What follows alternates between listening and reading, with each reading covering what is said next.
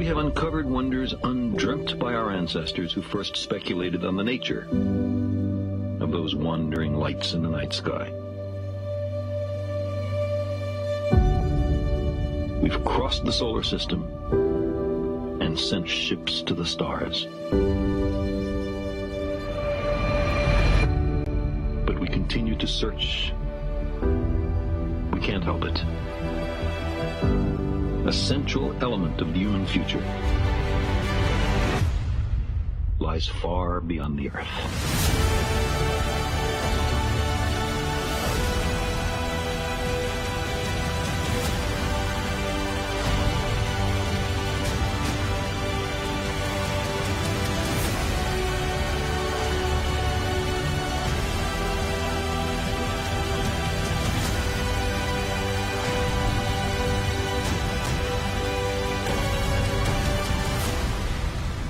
If we crave some cosmic purpose, then let us find ourselves a worthy goal.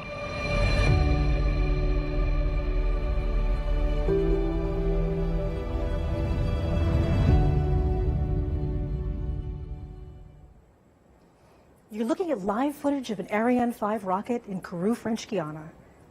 At the very top of that extraordinary machine, one of the largest rockets in the world, we find the most ambitious space observatory ever built, the James Webb Space Telescope. And today is launch day. From all of the people all around the world working on today's launch, good morning, bonjour, buenos dias.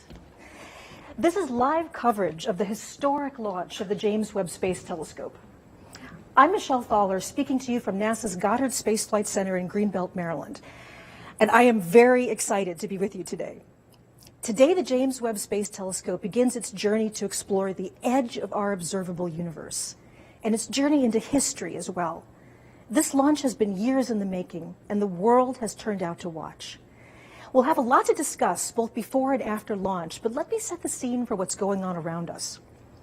While I'll be anchoring coverage from here at NASA Goddard, the big stuff happens today here, at the Centre Spatial Guyanais, the Guiana Space Center in French Guiana.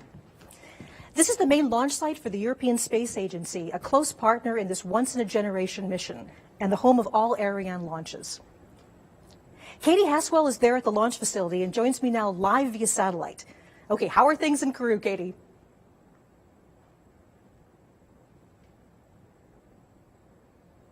Michelle, things are looking really good. The boards are green, the mission controllers are focusing hard, we are go for launch. We've had our eye on the weather the last couple of days.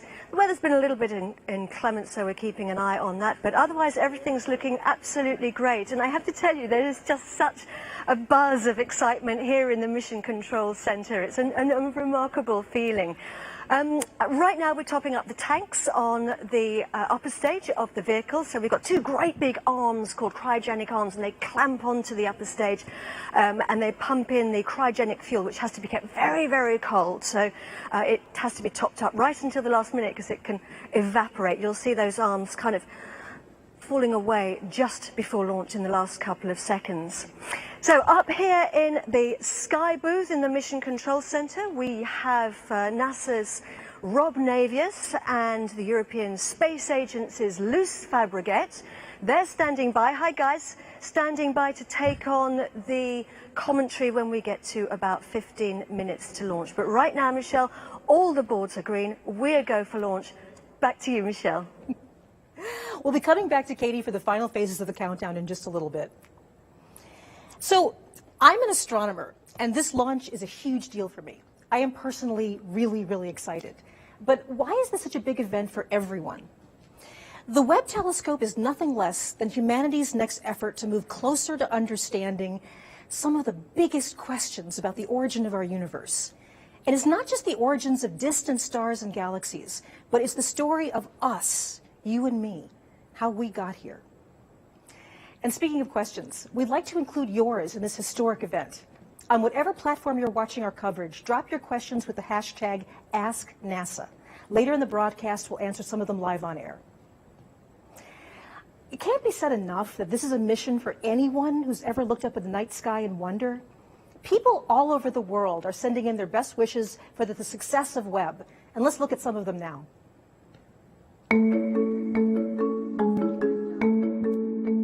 제임스 웹 우주만환경 행운을 빕니다. Boa sorte. Webকে অনেক অনেক শুভকামনা. Veel succes, Webb. بالتوفيق لويب. Kongo inorimasu, Webb. हार्दिक शुभकामनाएं.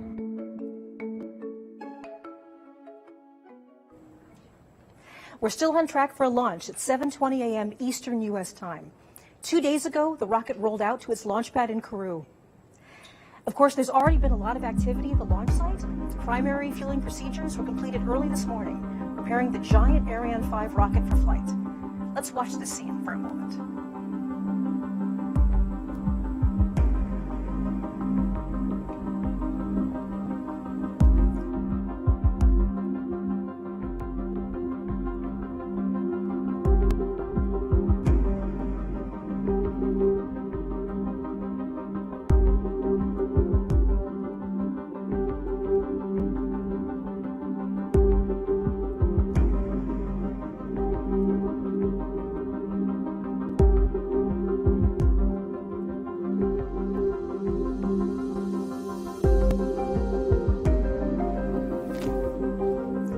We know the world is watching.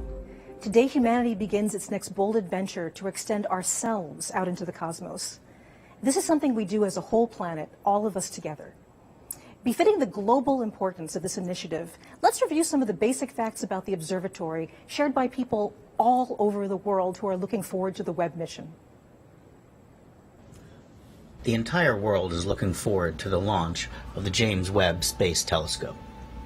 Let's hear more from a people around the globe about what makes Webb a scientific and technological marvel. Será el próximo y principal observatorio espacial para los astrónomos de todo el mundo y llevará más allá los prometedores descubrimientos del telescopio espacial Hubble. 它是一个由美国国家航空航天局、欧洲空间局和加拿大空间局开展的国际合作项目。 Ni darubini kubwa zaidi kuwahi kuwekwa angani na ina nguvu mara 100 kuliko Hubble. Webb is zo groot dat deze in origami-stijl moet worden opgevouwen om in de raket te passen. Om vervolgens in de ruimte als een transformer te worden uitgeklapt. Les 5 couches de son écran solaire le protégeront du rayonnement infrarouge émis par le Soleil, la Terre et la Lune. C'est un peu comme avoir une crème solaire avec un FPS de 1 million. अभूतपूर्व infrared sensitivity के साथ ये पिछले 13.5 अरब साल तक के समय में बिग बैंग के बाद सबसे पहले पैदा हुई गैलेक्सियों को देखेगी. در فاصله 1.5 میلیون کیلومتری از زمین به دور خورشید خواهد گشت، در حالی که تلسکوپ هابل در فاصله 560 کیلومتری از زمین در مدار زمین قرار دارد. Thousands of people all over the world have worked for years to get us to today's launch. The core partners, NASA, the European Space Agency, and the Canadian Space Agency are the principal players. But a vast core of engineers, scientists, private companies, and more have had a hand in building this one-of-a-kind scientific platform. Without a doubt, this is the most complex spacecraft ever built, with revolutionary technologies, daring mission goals, and a whole lot of personal passion and commitment. We'll hear from our partners later in the broadcast, but first, let's hear from someone representing the science community with a rare perspective about space exploration. Hello, I'm ESA astronaut Matthias Maurer, currently living and working on the International Space Station ISS. I'm very excited to follow the James Webb Space Telescope's launch with you all from space. Even with the naked eye, we astronauts see that the stars are incredibly sharp and brilliant once we are outside the Earth's atmosphere. James Webb Space Telescope will be the largest and the most powerful telescope in space yet. And it was built to study the big questions. Questions like, where do we come from? How did galaxies form, like our Milky Way? How are stars and planets born, like the Sun and the Earth? Might there even be life on other planets? The James Webb Space Telescope is a joint project between NASA, the European and the Canadian space agencies, and by tens of thousands of people with origins in many countries. And it will be used by scientists everywhere on Earth.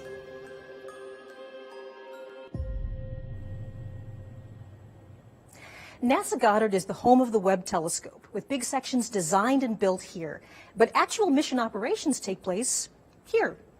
This is the Mission Operations Center, or MOC, at the Space Telescope Science Institute in Baltimore. After launch, this facility will command and control Webb for the duration of the mission. We'll be looking at the MOC at key moments throughout the broadcast, and this will become a familiar location for viewers in the weeks ahead as the Webb team begins to set up the telescope for work in space. So as we move closer to launch, we'll actually keep a picture of the launch facility right here on the screen. But for the next 10 minutes or so, we're going to talk about some of Webb's principal science goals. If you've ever seen a telescope before, I'm certain it didn't look like this. Of course, the look of this particular machine is a direct result of the scientific questions it's been built to pursue. So fortunately, we've got an expert pair of guests with me this morning to help explain those science goals and much more. So I'm joined now on the set by NASA's Deputy Project Scientist for Exoplanet Science, Nicole Colon, and also with Macarena Garcia-Marin, the Instrument and Calibration Scientist for Webb's mirroring instrument from the European Space Agency. So welcome to you both. Thank you. Good morning. Thank you. So this is our chance to kind of step back and talk about the science goals of Webb. You know, this is the part that really excites astronomers like all of us. And I know that there's unusual things about it being an infrared telescope. There are specific science goals, infrared answers. So maybe you could start us out, Nicole, with you're an expert on exoplanets. How is the infrared really important for your study?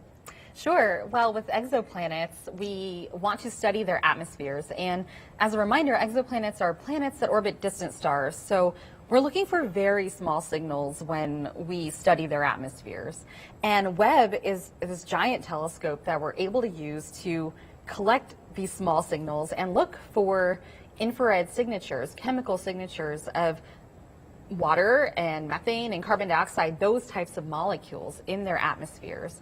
And why the infrared? You know, that's really because those signatures are the strongest in the infrared. We know that they exist there, and so that's why we want to use Webb to look there. It seems an amazing idea. So exoplanets, planets around other stars, are light years away from us, tremendously distant. So how do we know if it's water, methane? I mean, how can we probe an atmosphere so far away? Mm-hmm.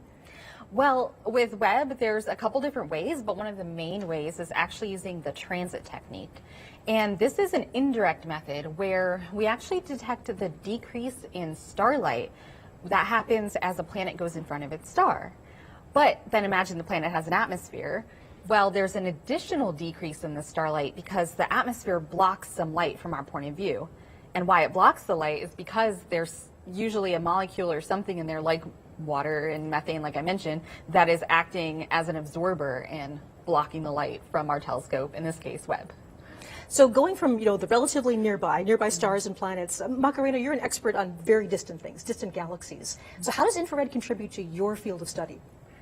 So with Webb, we're going to be able to observe the very first galaxies and stars. We're talking about 3.5 billion years ago, so it's really mind-blowing if you think about it. And why infrared? Well, those galaxies emitted their visible light many, many millions of years ago, and that light travels towards us in time, and at the same time, the universe expands. So in that process of travel and expansion, the light shifted from the visible to the infrared, and so Webb will be able to actually observe those very original primeval galaxies. And not only those, but it will also allow us to observe everything in between, so we can understand the evolution of our galaxies from the first ones to the ones we see today. This is something kind of amazing. So our eyes interpret different energies of light as different colors. Exactly. And infrared light is a color that our eyes are not sensitive to. But like you said, it's actually just the space of the universe stretching out the light and changing it from visible light into infrared. Into infrared, exactly. So how are these first galaxies different from galaxies today? Well, when you look at the images we have of the oldest galaxies we've seen, they look like fluffier and clumpier. We know they have a lot of star formation, so they are actually, that's a really good signature to measure them. And they are like little seeds that afterwards they merged and got together and evolved until the ones we see today, which are like spirals and elliptical galaxies. So from the near universe to the far, one of the things that infrared is very good is seeing through dust. That's another huge advantage. Maybe Nicole, could you sort of take us through that story? Sure. With dust, first there's a lot of dust in the universe, but how stars and planets form in the first place, they are forming in these very dense clouds of gas and dust that come together, and it's very difficult to see through them with normal visible light. And so the infrared is actually able to see through that, almost like an X-ray, sees your bones, sees through our skin. You can use the telescope like Webb to see through the dust and see the inner stars forming, or see some newly formed planets that are also very warm from having just formed. And there's even a possibility of seeing some of the very first stars, or at least some evidence of the first stars that might have existed. But could you tell us a little bit about that, Macarena? Yeah, so the very first stars, they form right around the time of the very first galaxies, even before that. And so we'll be able to measure them, maybe not the very first one, but the first population of stars, which is really interesting because they were formed out of a very pristine material. And then from there, they evolved into more evolved stars that created all the elements we know today, things like gold, platinum, carbon, everything. Us were formed out of those original stars. So it's a really amazing adventure to observe all these objects and understand them better. There's so many wonders in the universe, and one of the things that I would never have believed was real unless I'd seen the data with my own eyes is the TRAPPIST-1 system.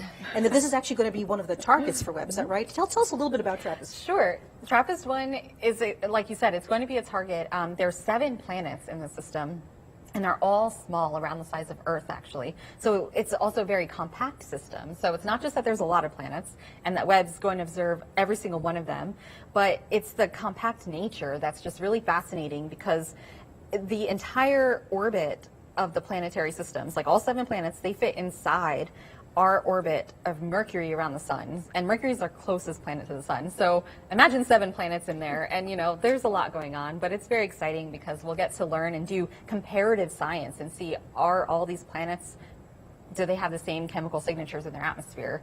Do they all have same amount of water or carbon dioxide, things like that? Well, thank you so much. We're going to be back to talk to you more, but thank you for joining me. Thank you. Thank you. Okay. So we'll be back in some more minutes to talk with them. And remember that we're taking your questions, so use the hashtag AskNASA. Webb looks like nothing that's come before because it's pursuing scientific goals like none that have come before.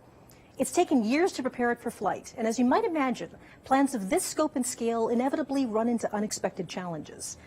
Along the way, just like any of us, it encountered things like snowstorms in the east, wildfires in California, hurricanes that deluged Houston, Texas, and of course the global COVID-19 pandemic, which added its own profound challenges to the whole team. This story really warrants a recap, so check this out. The Webb Space Telescope presented many engineering challenges, but engineering hasn't been the only obstacle the team had to overcome.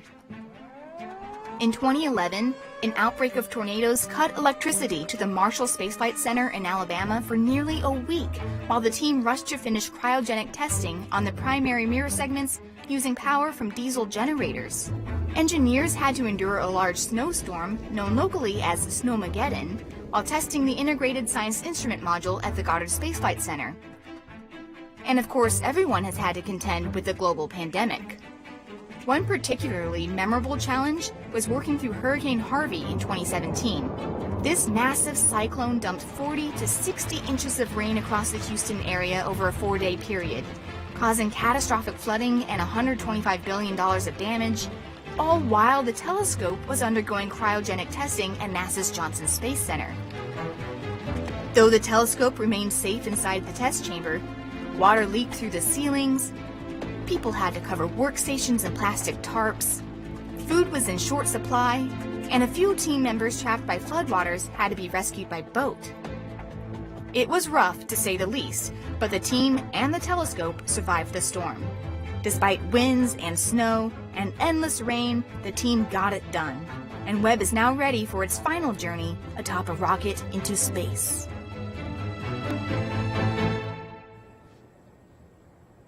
While the Webb telescope is a technological marvel, everything here began with questions. Questions about how the first stars and galaxies came to be. Questions about whether planets around other stars might have environments that can sustain life. And of course, the promise of discoveries we can't even predict yet. A few days ago, I had a chance to speak with someone who's probably the best person on Earth to help us understand what we know, what we don't know, and how Webb will help fill in those gaps. Dr. John Mather is a Nobel Prize winner who measured the Big Bang with an observatory built here at NASA Goddard. John is Webb's senior project scientist, and we're so pleased to have you here today, John. Good to be here with you, Michelle. So to start this incredible story of Webb, let's start with something that's deceptively simple, gravity. There's something special about gravity. Gravity is special. Gravity always pulls. It's the only force of nature that always pulls. So that's special. And what makes that special is that gravity, although it's very weak, is very long range. It can reach across the universe and slow down the expansion of the material that came from the Big Bang, turn it around, pull it back together, turn it into galaxies and stars and eventually planets and a place where we could live. So that's what makes gravity special among all the forces of nature. And something so simple, like just the idea that it's always pulling together, that simplicity leads to wonderful complexity, doesn't it? Yes, because it's always pulling, it's possible for gravitational energy to be converted into kinetic energy, just heat, and the universe becomes self-heating, which is not something other forces could do all by themselves. Clouds of gas can be compressed by the gravity until they get big enough and hot enough to light up and have the nuclear reactions inside that turn hydrogen and helium into the chemical elements you see around you, here in the house, here on the set. So carbon, oxygen, nitrogen, everything we have that we think of as ordinary came from inside stars. So we are stardust, as Carl Sagan told us, but there wasn't any stardust in the Big Bang. So we need this part of the story to be figured out. How did we come to be able to live here on our little planet when the universe started out without all of these goody things? So you mentioned these planets around other stars. So we're almost sort of going through all these amazing science goals of the Webb. What can Webb tell us about planets around other stars? Well, once in a while, a planet goes in front of the star, and some of the starlight goes through the atmosphere of the planet, if it has an atmosphere, on its way to the telescope. We will spread out that light into a spectrum, or what you would call a rainbow, and we'll analyze it to see what are the chemicals that are in that atmosphere. So we will be able to tell you, maybe, that's the plan, whether those little planets that might be like Earth actually could have, for instance, water in their atmosphere, and maybe enough water so there could be a liquid ocean under that atmosphere. One of the great questions. So we know they're planets. We know when we should look. We just don't know what we're going to see. So after the Webb launches, one of my dreams is I'm going to be standing outside in my backyard and point to a star and say there's a planet around that star that we know has water vapor, oxygen, perhaps methane, carbon dioxide. So what is Webb going to also do in the search for life closer to home, our own backyard? Well, here in our own solar system, we will be looking at everything from Mars on outwards to the farthest we can see. Satellites, comets, asteroids, and the planets themselves. And some of them are really interesting and special because we know they're possible homes of life. What would make a thing a home of life? Well, if it's wet. That's the good clue. So the satellite Europa, which orbits around Jupiter, was discovered by Galileo himself. And we know now that it has an ocean that's covered with ice. There are cracks in the ice where water comes spitting out. NASA are going to send a probe over there to fly through those plumes. We're also going to point over there with the Webb telescope to see what can see about that atmosphere and those plumes of water. We'll be looking at Titan, which is a satellite of Saturn, which is so big that it has an atmosphere enough to fly a helicopter. And it is cold out there, so that what they have, what is on the surface, is solid ice, and over that are liquid hydrocarbons, which you would use for fuel here in our home. But over there, it's liquid rain, lakes and rivers, and we will be looking at the geology of that before we send the helicopter out there. So you're on this amazing journey from the very distant early universe all the way to our own solar system, but this has also been a personal journey for you. You've been working on Webb since the very beginning of the mission, is that correct? I have. Since '95, we had our first conversation, but people were even dreaming and imagining way before that what we needed. And you could tell even before we launched the Hubble what were the possibilities, and we learned that we would need an infrared telescope that could do things that Hubble could not do. Well, John, I've been an admirer of yours for many decades now, and it's an honor to be with you on this part of the mission. So thank you so much for joining us. Best of luck on the launch and the mission ahead. And thank you for asking all these great questions. The Hubble Space Telescope delivered profound insights about our place in the cosmos. But perhaps the biggest takeaway from Hubble is that we've only just scratched the surface. Hubble gave us the best ever views of stars and planets forming inside vast, dark clouds of dust. But as soon as we had that data, we were asking new questions that needed better measurements, clearer images. Hubble was also able to capture images from galaxies so far away. Their light took 13 billion years to travel to us. These distant galaxies are just tiny dots in Hubble's images, tantalizing scientists with clues about how the first galaxies formed.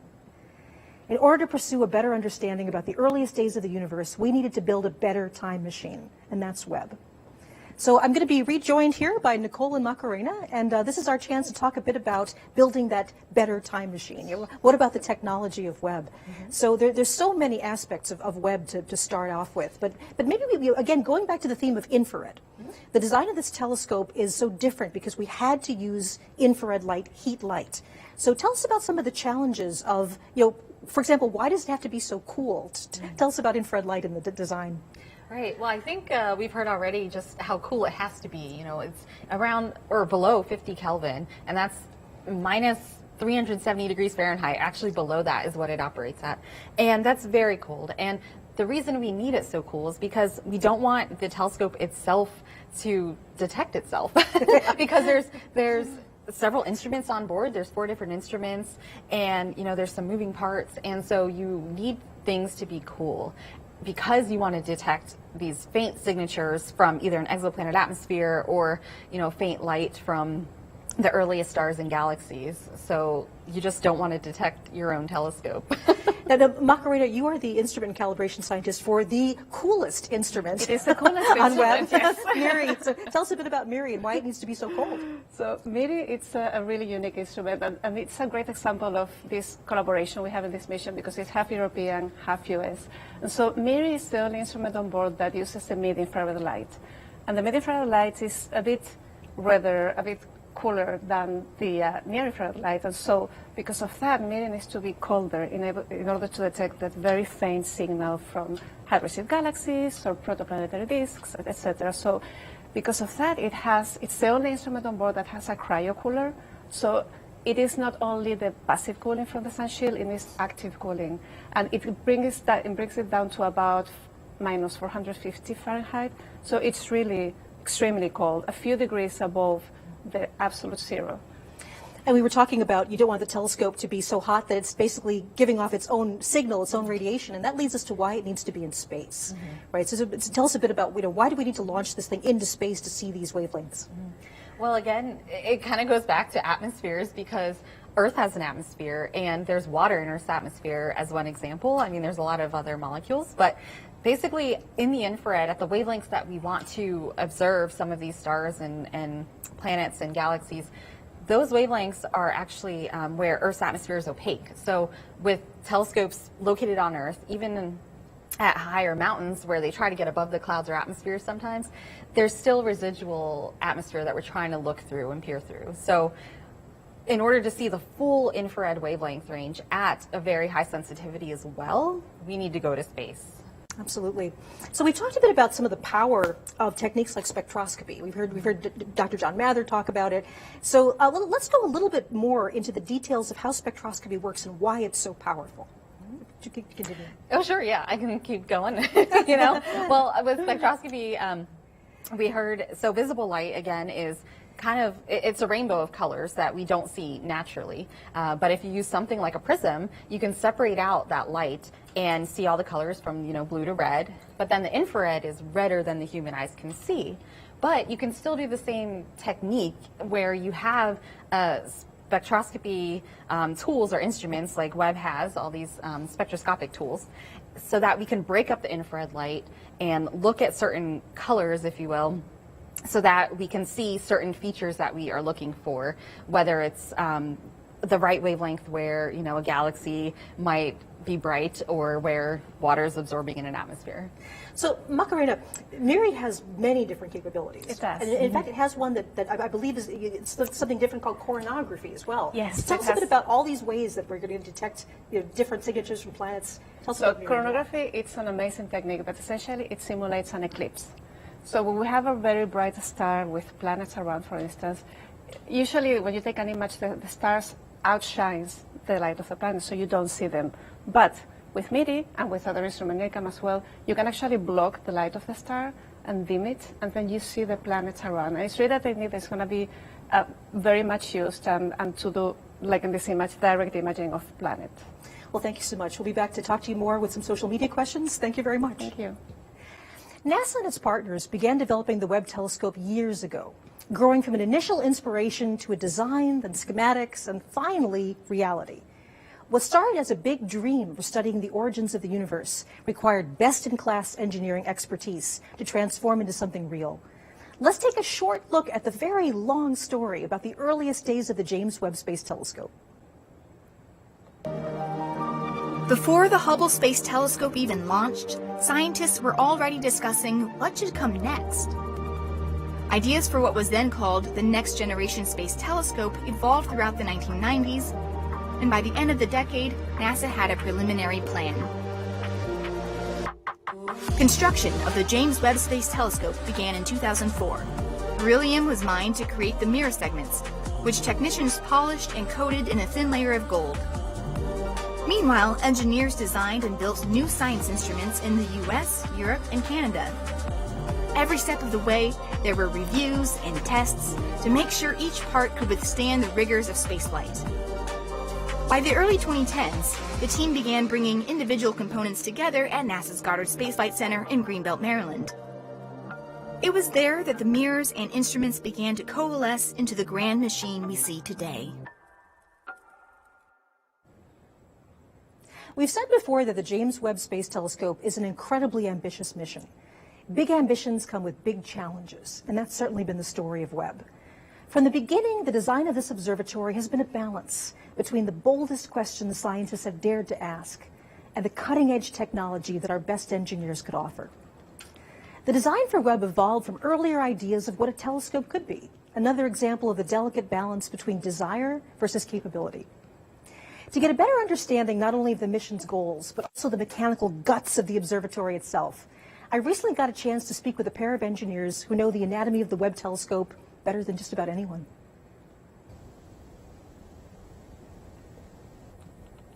I'm here with Keith Parrish, a senior engineer on the Webb mission. And Keith, you brought something to show us today. Yeah, yes, I did. So conceptually, Webb Sunshield is actually quite simple. All we need is 5 tennis court size pieces of this material outstretched to protect the telescope from the sun. So what I have here is an actual sample of that material. This is just Kapton. It's so light, yeah. Yeah, it's an industrial, you can buy this and it's commonly used. And what we do is we buy it for Webb, we seam it all together in small pieces, and then we actually coat it with special coatings to give it the what we call the thermal properties we need in orbit. So this one has a nice pink or purplish kind of hue to it, and the reason it's purplish in hue, we use this on the sun side, and we actually put a silicon material on this Kapton, and then we actually put a little bit of a metal in it, and what that metal does is it gives us a nice electrical conductivity. We don't want any surface charging building up, and the other thing is this silicon coating actually drops the temperature of this layer. So, and also it's very durable and can survive, for many, many years in space. And then this whole thing has to unfold somehow, where we can actually see that behind us. Exactly right. So if you look at that animation there, unfolding there, so it's actually S-folded up. Almost like a fan. We call it S-folding. And once we get it all folded up, we secure it to a structure by actually pinning it for launch. So, a huge shout out to our mechanical engineer and our entire Sunshield team, because they've come up with some really clever ways to secure this for launch, unfold it, fold it, and then, ultimately get it safely deployed in orbit.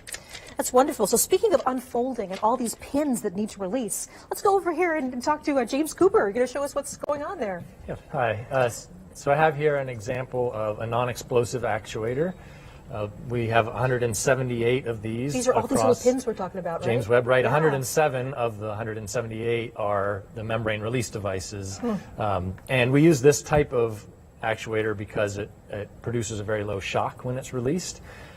And the animation shows conceptually how it works. We send an electrical signal through either one of our connectors. We use both, but either one of them can cause the release to happen. It melts a small wire inside, and then we have a spring that unwinds and allows 2 halves of a split nut to separate, and then our pin can get extracted. And so in the case of the MRDs, it's a spring-loaded pin that pulls to release the folded membranes. In other places, we would be bolting two pieces of structure together and then releasing them so we can deploy them. And the sun shield itself has 107 of these? 107 MRDs that all have to work. Every single one Every has to work. single one has to work. And 178 of this type of device in various configurations around the entire observatory. Right. Well, if we go over here, we've got something sort of lovely waiting for us, a big gold hexagon. So tell us what we're looking at, a sort of a model here of the mirror segment, right? Right. A full-scale, single segment, one of the 18 mirror segments on James Webb. The real ones would be machined out of a single piece of beryllium to the exact curvature we need. And then once we're deployed on orbit, each segment can be individually focused to make it act as a single perfect mirror. Now that coating, tell us about this gold coating here. Yeah, so this is coated with a very thin layer of gold. It's only a few hundred atoms thick of gold, and that gold is really good because it gives us a reflective property in the infrared, and that's really what Webb is an infrared telescope, and we need that sun shield exists to cool this entire telescope. So this mirror actually runs about minus 400 degrees Fahrenheit on orbit. If it were warmer than that, the infrared energy coming off of this, that heat energy would swamp our detector system and our instruments. So that entire sun shield exists to cool all 18 of these down. And again, this gold coating is what helps with all that reflectivity to make it perform even better. Well, that's wonderful. So now you put it all together, and we have a smaller mock-up here, the sun shield, the mirror. Tell us what we're looking at here. Much smaller. So yeah, this is our entire observatory fully deployed on orbit. And you can see the sun shield here is a large feature. You can see all 5 layers that I talked about earlier. And it's the separation of those 5 layers which lets heat energy escape out to space before it eventually gets to this cold layer. Again, that entire telescope is running minus 400 degrees Fahrenheit, and the way we get it that cold is this side is shaded. The telescope is looking to the deep universe, which is near absolute zero. And then again, this layer here, we've got about a 500 degree temperature drop, so this telescope is also looking at this layer here, which is nice and cold. So that's what lets us, harness thermal physics to cool this down to those really, really cold temperatures. Again, you can see our booms, which are fully deployed and stretching this out, and then ultimately all folds up and gets stowed into this structure for launch. Right. So the membrane release devices would be along the back side of these structures on the forward and the aft side, and we release them in rows so that we can sequentially start to unfold the membrane once those pins are pulled out of the way. Well, that's wonderful. Thank you so much for joining us, and best of luck on the launch. I'm very excited. Yeah, thank you.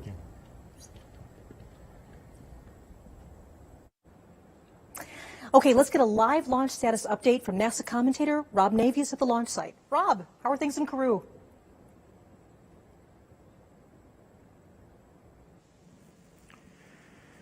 Well, thank you, Michelle, and Merry Christmas from the Jupiter Control Center here in Kourou, French Guiana. You are looking live at an Ariane 5 rocket on its launch pad, ready to send the James Webb Space Telescope on the initial phase of its journey. The fueling of the Ariane 5's first and upper stages began before sunrise, and in the last few minutes, mission controllers here in Kourou and at the telescope's control center at the Space Telescope Science Institute in Baltimore conducted polls, with all positions reporting they are go to proceed into the final phase of the countdown.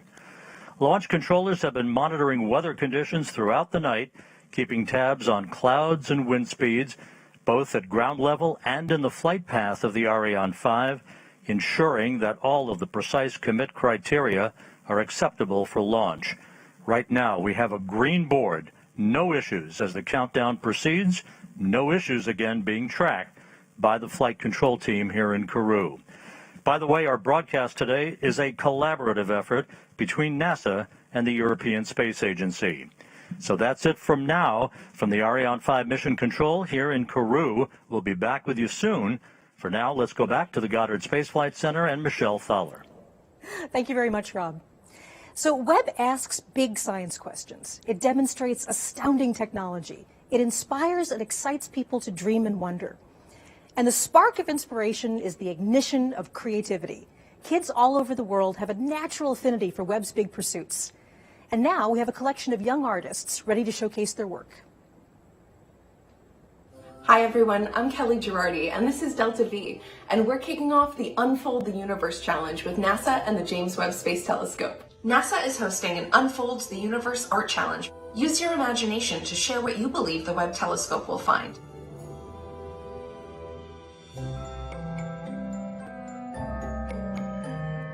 I believe that the Webb telescope will see galaxies, stars, planets, the moon, and don't forget our star, the sun.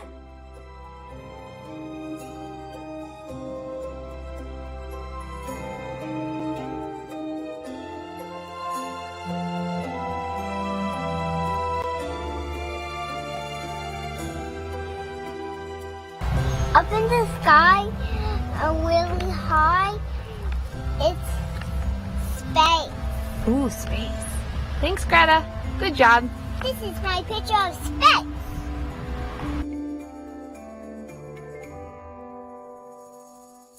Hello, my name is Gabriel. I am from Romania. This is how I imagine space. Hello everyone, good morning. This is the drawing of distant galaxy that can be seen by James Webb Space Telescope. Hi, my name is Anastasia, and this is what I think the telescope will look like. What the telescope will see. I drew the Earth, the Sun, a new planet, a black hole, and stars. So we've been fielding social media questions from viewers all over the world this morning, and let's take a couple of minutes to share some responses. There's been a couple questions about how long will it take for images to come out, and there's a lot of things that need to happen before the images are coming. So Macarena, why don't you take us through some of that? Yes, so for the first scientific beautiful images to share with the public, that will take 6 months. And the reason is because it is, so we launched today. It takes a month to take to the orbit place, to the Lagrange 2 point, and then we have a whole period of cooling down the instruments, aligning the mirrors, and making sure that all the instruments are ready to do science. So the whole process takes 6 months, half a year. And also all of those 18 segments of mirrors, something needs to happen to get them all working together too, right? Exactly, because initially you launch with 18 segments and they work separately. So you will take, if you observe one star, you will get 18 little points. So there has to be a process where you take images with NIRCam, which is one of the cameras on board, start moving the mirrors slightly to make them work as a single one, and then by the end of this iterative process, you go from 18 points to a very sharp, pristine single point source. So all mirrors act as a single one. So let's see, we have a question from LV coming in on Twitter. Will Webb be able to enhance detection of comets, asteroids, or meteors that enter our solar system? So that seems we've got a planetary person here. Sure. Yeah, well, Webb does have a special observing mode where it's able to track these rapidly moving objects, because compared to these distant stars and galaxies, asteroids and comets, they move pretty quickly. And so Webb will be able to do this so that we can study material that's outgassing from them and learn more about what they're made of.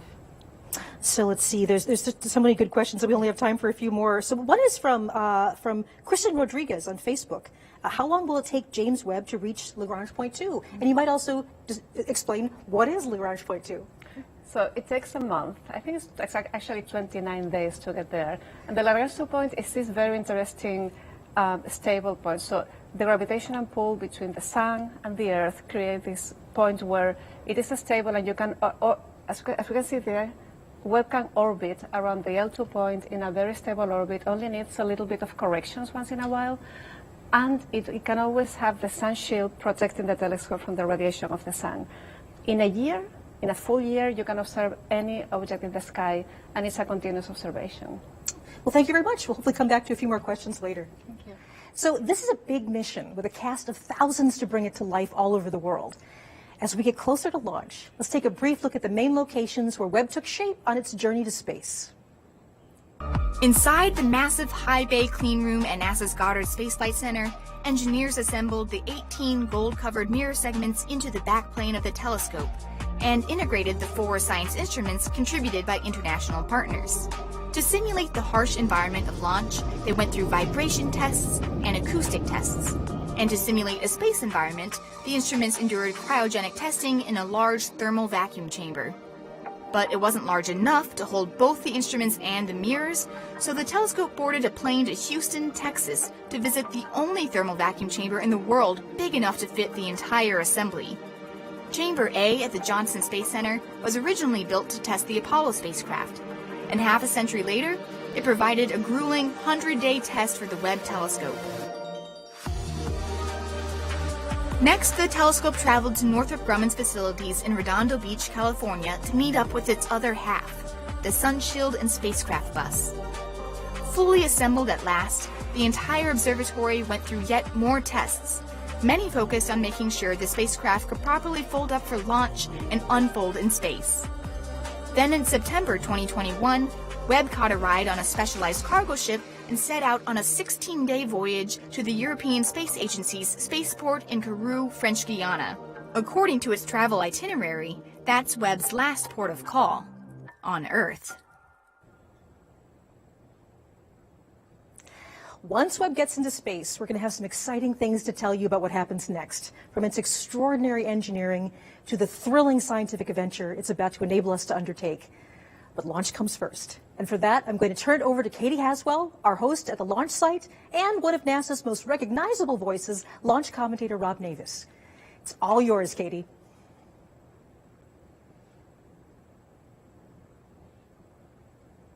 Thanks very much indeed, Michelle. Well, it's all looking very good here at the spaceport for a Christmas Day launch. Operations running smoothly, the countdown ticking over nicely. All the systems are green and we are go for launch. You can see there we're looking at launch pad number 3, the James Webb Space Telescope, inside the very top of the rocket in first class with its seatbelt on, waiting patiently for liftoff. That's scheduled in about 32 minutes' time. I'm in the Mission Control Center here at the spaceport, the nerve center of operations. We're about 10 kilometers from that pad, and behind me you can see it's a laser focus here in the control center with the mission control centers all on console there as we get closer to launch. We call this the fishbowl behind this protected glass. And up in their skybox here in Mission Control are NASA's Rob Navis and the European Space Agency's Luce Fabregat, and they're standing by to take over the commentary about 15 minutes as we get closer to launch. First of all, though, let's check in on the countdown and let's see how things are progressing with Stefan Israel. Stefan is the CEO of Arianespace. Arianespace is the company responsible for getting our telescope into space today. Stefan, thanks for joining us. No pressure. Good morning, Katie. How are things looking? So we are now 31 minutes before liftoff. So far, so good. Ariane 5 is ready. Webb is ready. The range is ready. And the weather is green. Well, that's good to hear. So what can we expect to see? What's going to happen? Yes, so in the 30 coming minutes, we will make the final operations. 10 minutes before liftoff, we will have the final authorization of the weather. And 7 minutes before liftoff, we will enter in the famous synchronized sequence. And, I mean, how's everyone feeling? I'm guessing everyone's... We launched for humanity this morning from the Guyana Space Center. You know what Webb is about? After Webb, we will never see the skies in quite the same way. It's an important project, isn't it, for everybody? It's a very special mission, but we have delivered already 111 times with Ariane. This is the 112 Ariane 5, so we will deliver this morning. And everybody there in the control center, cool, calm, and collected. Stefan, thank you very much for having taken time to step out of the fishbowl for us, so you can head back now into the fishbowl and take up your position. Stefan Israel, thank you very much indeed. Stefan, of course, heads up what we call the flight desk, which is the authority that takes all the final decisions in the event of unplanned situations. Now, we are in French Guiana. We're on the northeastern coast of South America. We're in Amazonia. It's hot.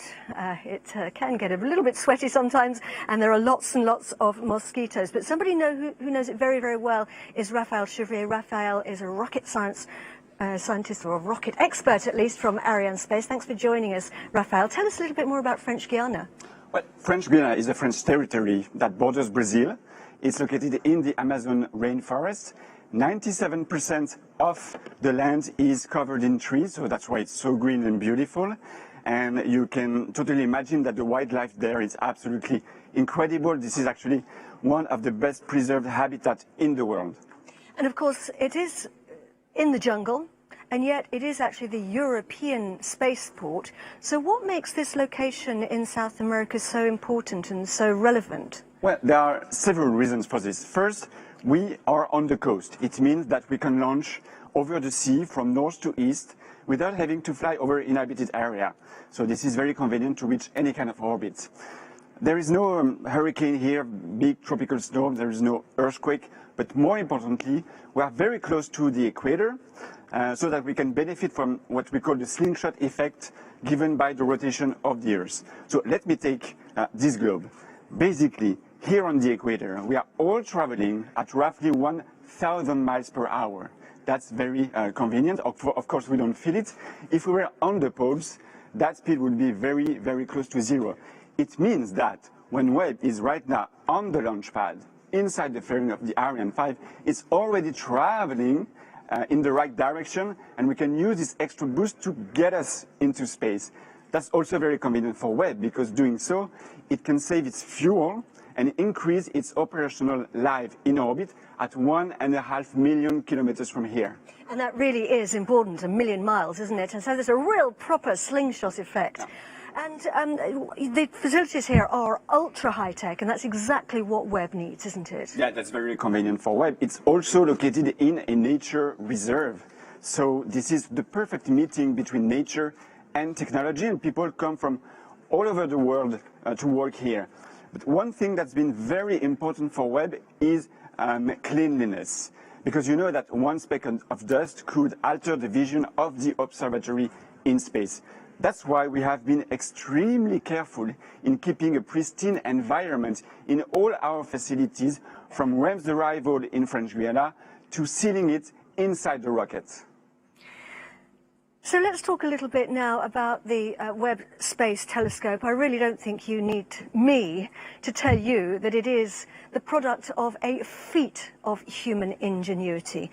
And you don't get to make a telescope as complex as the James Webb Telescope and as remarkable without tremendous amount of collaboration. And the James Webb Space Telescope is indeed the product of a partnership between 3 space agencies who came together to create it.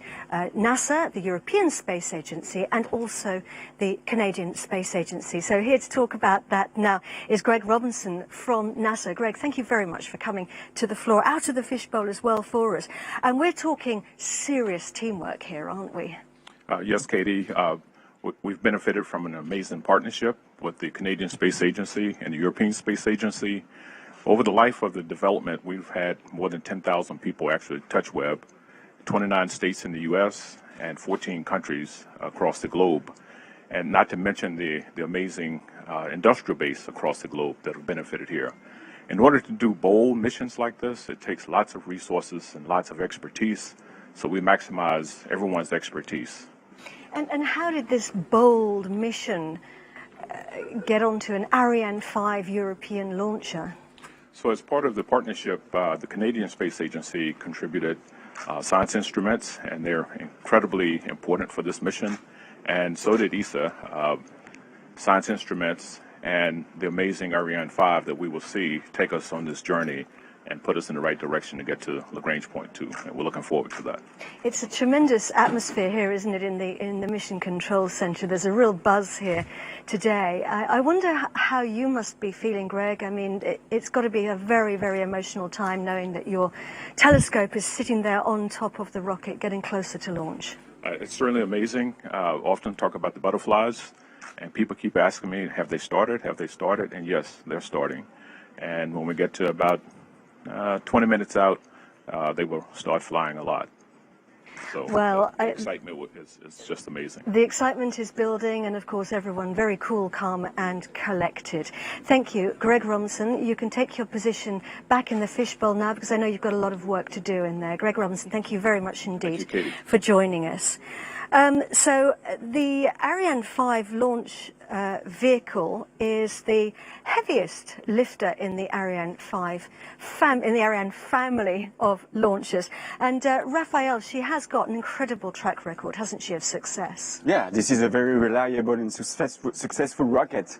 Webb is going to be the 112th Ariane 5 to be launched. And the very first Ariane, the Ariane 1, took off exactly 42 years ago. Yesterday, this was on Christmas Eve, 1979. Good symbol. Yeah, and hopefully we're going to get a good Christmas present today as well. And I mean, the rocket is also, you don't get to build a rocket like this without collaboration either, do you? Of course, just like Webb, actually. In fact, 12 different countries have been participating in the development of the Ariane 5, with Ariane Group now being the industrial prime. And we have a scale model right next to you, Raphael. Why don't you talk us through it? The rocket is made of sections, and we often call those stages, which is what you might hear during the commentary. Exactly. So first you have the two boosters, solid boosters, that are located on each side of the rocket. They will provide the main thrust in order to literally push the rocket against the gravity of the Earth. Then you have these big tanks that form the main cryogenic stage, with the main engine Vulcan at the bottom. And then you have the Webb telescope right at the top, inside the fairing. It is right there on the launch pad, and together they are put on top of the third stage, a cryogenic stage, and it is this upper stage that is going to place Webb into orbit. And what about the engines? What are we going to see at liftoff? At liftoff, we first see the main Vulcan engine ignite first. We do this because we want to check it's working properly before we switch on the solid boosters 7 seconds later. Once it's done, there is no turning back. The rocket is going to lift off. And so, yeah, that's very, don't be surprised. Don't be surprised if you don't see the rocket lifting off for 7 seconds. That's time for the rocket to actually warm up before soaring into the sky. So once we light the touch paper, you can count to 7 before it actually lifts off. Now, one of the advantages of the Ariane 5 vehicle is that it can be modified, and that's exactly what we've done for today's launch. We've had to make some changes for it to be able to host the Webb satellite. And joining me to talk about that is somebody who, the right person for the job indeed, because he was in charge of those changes, Daniel Deschambre from the European Space Agency. Thanks for joining us, Daniel. What did you have to do? First, we need to recall that Webb will be the largest payload to be ever accommodated on Ariane 5. It fully occupies the volume of the fairing, with gaps as small as 10 centimeters for a diameter of 5 meters. It is the reason why we had to develop a specific integration procedure to ensure that there is no contact with them.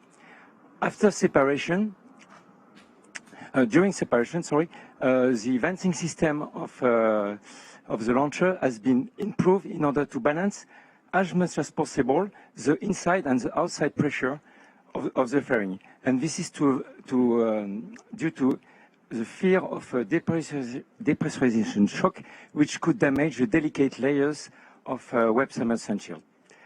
After separation, due to the fact that some equipment of Webb are very sensitive to sun exposure, the roll control of the launcher will be tuned in order to make sure that Webb is always oriented only one face to the sun.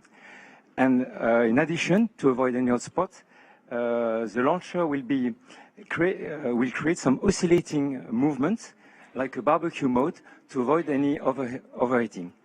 And after Webb separation, there will be a specific end-of-life maneuver to be applied on the upper stage in order to put it on a liberation orbit around the sun, in order to avoid collision in the long term.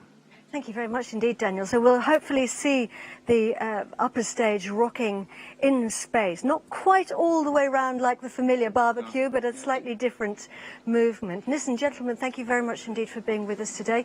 I know that you're busy. You've got jobs to do inside the fishbowl, so I'm going to send you right back there now, and very best wishes for the launch. Thank you. Thank you. Our telescope has a long journey ahead of it. It's got to travel 1 million miles to its destination in space, its working zone, where it's going to start telling us all about our universe. It's already started that journey because it's traveled to the launch pad from Los Angeles. After final tests were concluded in Los Angeles, Webb was packed into a special container and transported along the LA 405 freeway, which had to be closed because it's so big.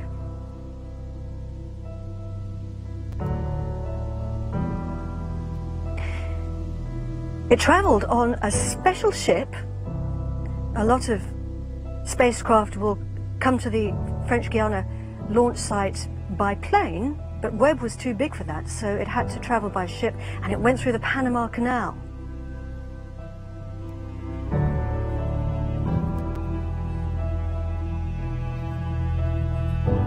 Up through the locks.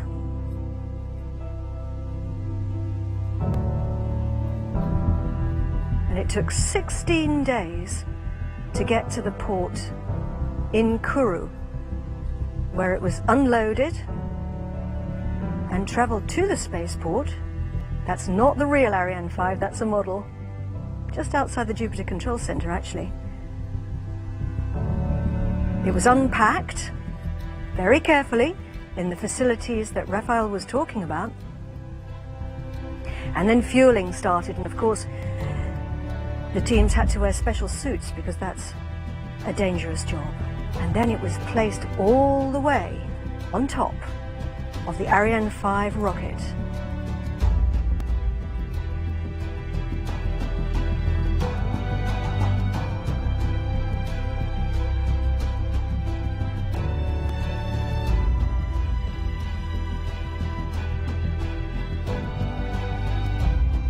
It was encapsulated inside the fairing and sealed. And then it was rolled out to the launch pad 2 days ago. From the vehicle assembly building to the pad along very special rails. Very, very slowly. Through the Amazon rainforest. It was raining at the time. And that was 2 days ago, and here we are now, 17 minutes and 46 seconds to launch and counting. All systems are go here at the European Spaceport in French Guiana. We have 3 control centers on the job today. We have the Mission Control Center here. We also have the Launch Control Center, which is about a mile from the pad.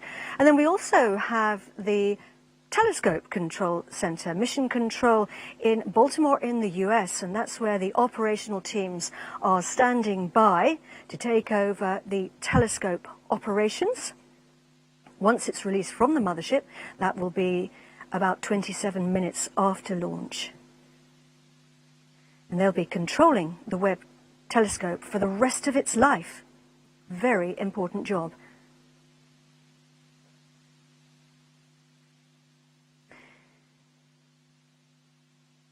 The James Webb Space Telescope is a truly remarkable observatory.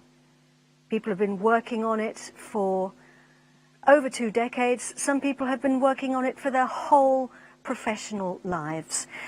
Thomas Zurbuchen is the head of science at NASA, and he's joining me now just to talk about it. Thomas, or Dr. Z, as we can also call you. The day has come.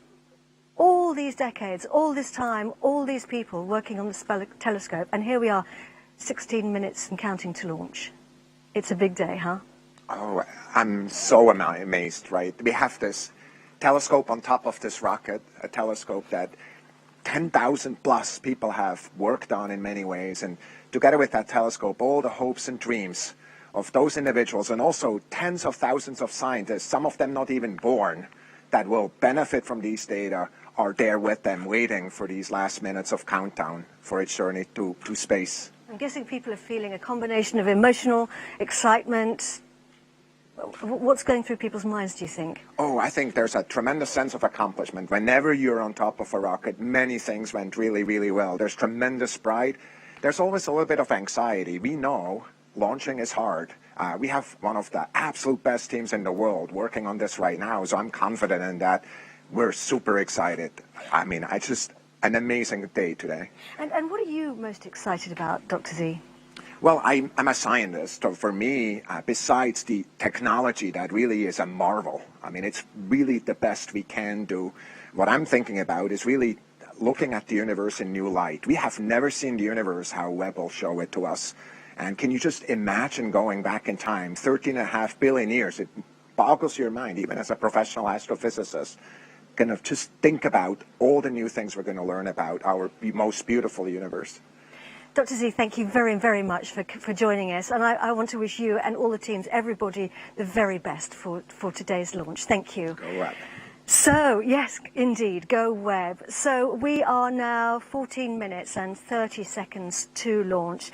We're getting really close now. Everything's going well. All systems are green for launch. And I'm going to hand you over now to NASA's Rob Navius in the skybox alongside the European Space Agency's Luce Fabrichet, who are going to take on the commentary from here on in. Over to you guys. Rob.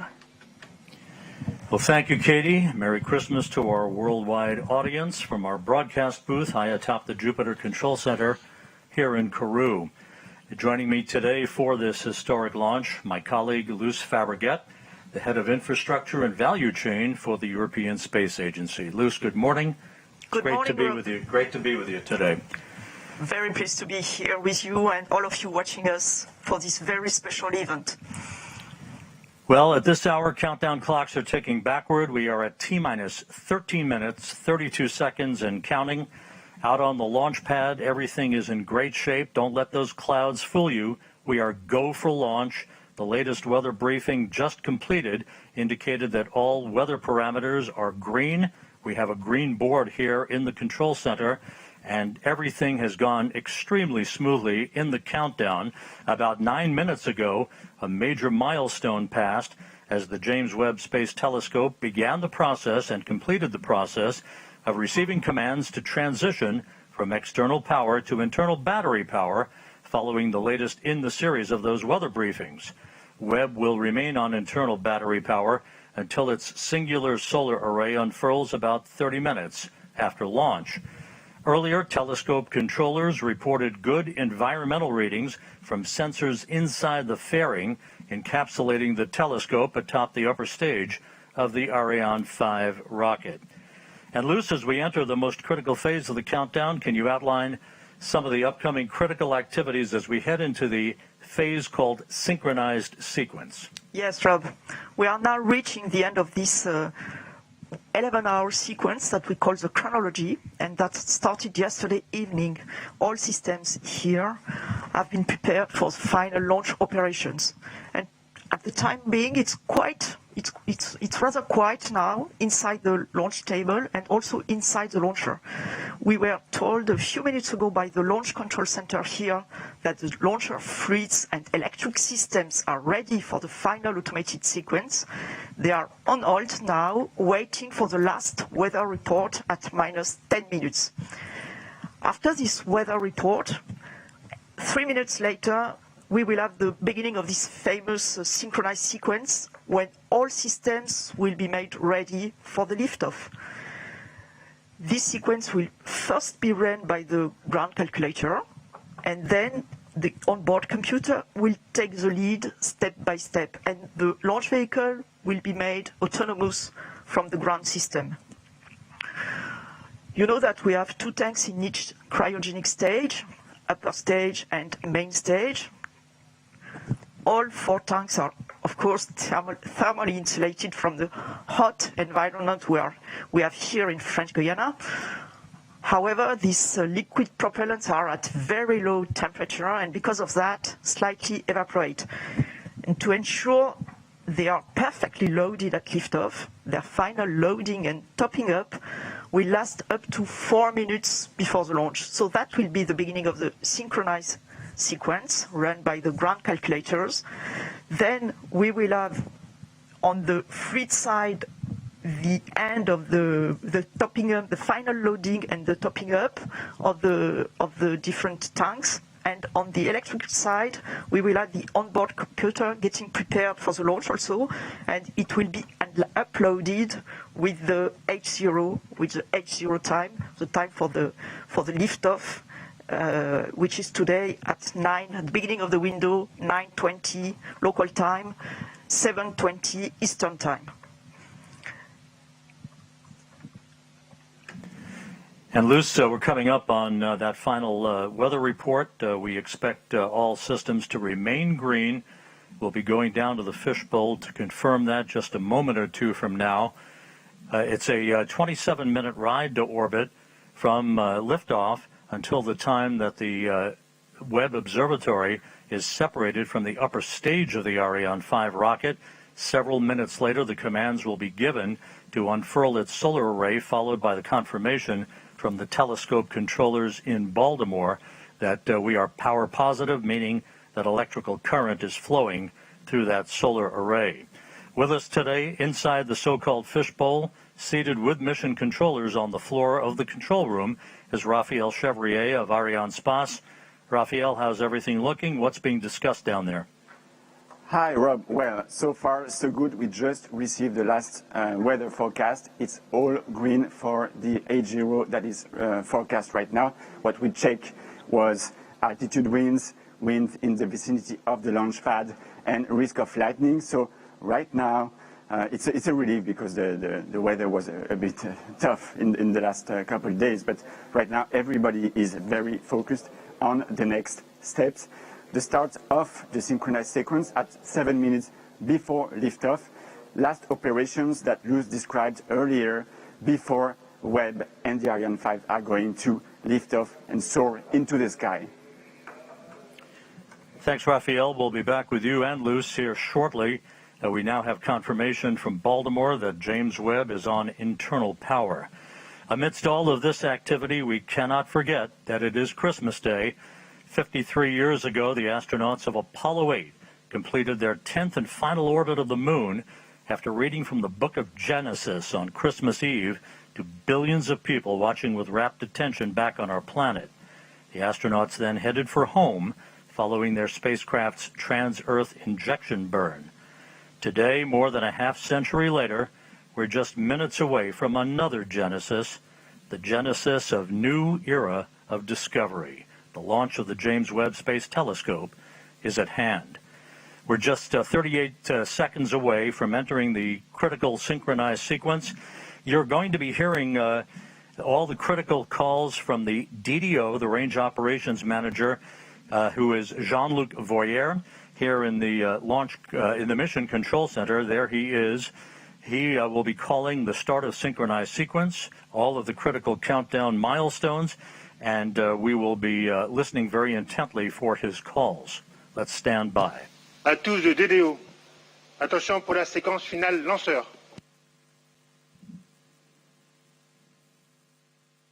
Top à 0-7 minutes. And with that, we've entered the period of synchronized sequence. You heard Luce Fabregat just a moment or two ago explain some of the critical activities, the first one coming up just a few seconds from now, which will be the topping off of the main stage tanks. The first or core stage was loaded earlier this morning with 175 tons of propellant, 150 tons of liquid oxygen, and 25 tons of liquid hydrogen. The upper stage loaded with 15 tons of propellant. That will be the workhorse for a 16-minute burn to lift James Webb to its final orbit. At separation, some 27 minutes and 7 seconds after launch, James Webb will be at an altitude of about 864 statute miles. To put that into perspective, some 520 miles higher than the Hubble Space Telescope and more than 600 miles higher than the International Space Station. Webb at that point will be traveling about 21,000 miles an hour as it heads out to a highly elliptical halo-like racetrack orbit some 1 million miles from Earth to begin its scientific observations. In a little more than 1 minute from now, we will see the 4 tanks pressurized at their flight level for the last tests before the ignition of the Vulcan engine. And in parallel, the electric system are also set in flight configuration. The onboard computer, the electrical power, as for the telescope, it will switch from ground to internal power 1 minute before the launch, 1 minute and 5 seconds before the launch. And we are going to see -6 seconds. At -6 seconds, we will see the disconnection of the upper stage, these big cryotechnic arms you can see on this picture. Then, 3 seconds before the H0, the inertial platform that will give all the information about where it is to the launcher will be released. And at H0, the 7-second sequence to ignite the Vulcan engine of the main stage will start. That will take 7 seconds, a little less than 7 seconds, where the engine will start up to its flight regime. Once the computer has checked that the Vulcan engine is running normally, and you will see at that point a flame going stable at the outlet of the nozzle, and at that point the onboard computer will ignite the 2 boosters that will enable to move the 770 tons of Ariane and Webb. Coming up on the T-minus 4 minute mark right now, just a couple of milestones real quick. At the 1 minute 5 second mark into the flight, Ariane 5 will go through the period of maximum dynamic pressure, max Q as it's known. That will be the period of maximum aerodynamic forces on the rocket itself. The solid rocket boosters, which will provide about 90% of the initial thrust off the launch pad, will shut down and separate at the 2 minute 21 second mark into the flight, followed 1 minute and 5 seconds after that by fairing jettison. That will expose the James Webb Space Telescope to the environment of flight for the first time. The main stage separation, or the first stage separation, comes at the 8 minute 47 second mark into the flight, and that will be about a 16-minute burn of that upper stage engine. It will cut off at about 24 minutes 51 seconds into the flight, and then we'll go into a coast phase of about 2.5 minutes to allow any oscillations to dampen out, provide the most pristine environment for the James Webb Telescope before observatory separation. We're coming up on the 2 minute 50 second mark into the flight. Again, you're going to be hearing critical calls down the stretch here from the DDO, or the Range Operations Manager, Jean-Luc Voyer. The weather is go. We have a green board, no issues being worked. NASA officials, including Greg Robinson on the right, carefully watching the telemetry, looking intently at the final couple of minutes of the countdown. Lives have been spent in the preparation of the James Webb Space Telescope that is about to fly. And Beatrice Romero on his side on the left of the screen from Arianespace. And that is the DDO, the Range Operations Manager, Jean-Luc Voyer, as we have hit the 2 minute mark in the countdown.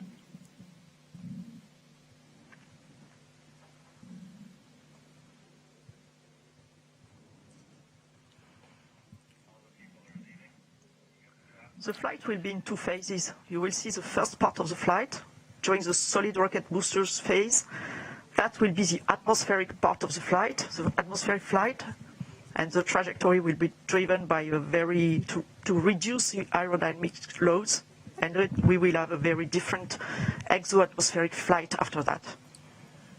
And you were watching a number of people, VIPs and invited guests, moving out to the observation platform that is right next to the Jupiter Control Center as we stand by for the 1 minute call from Jean-Luc Voyer. À tous les DDO, attention pour moins 1 minute.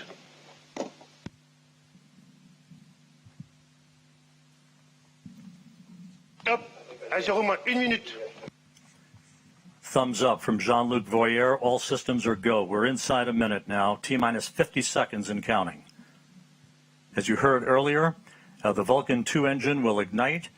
Turbo pumps will come up to flight speed for 7 seconds, and the command will be issued to ignite the solid rocket boosters. The James Webb Space Telescope will be on its way.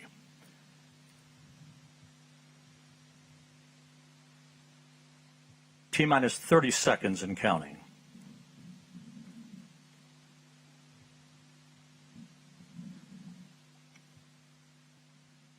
Standing by for terminal count. À tous de DDO, attention pour les décomptes finales. 10, 9, 8, 7, 6, 5, 4, 3, 2, unité, top. And we have engine start. And liftoff. JWST, décollage. Décollage, liftoff from a tropical rainforest to the edge of time itself. James Webb begins a voyage back to the birth of the universe. Punching a hole through the clouds, 20 seconds into the flight. Good pitch program reported.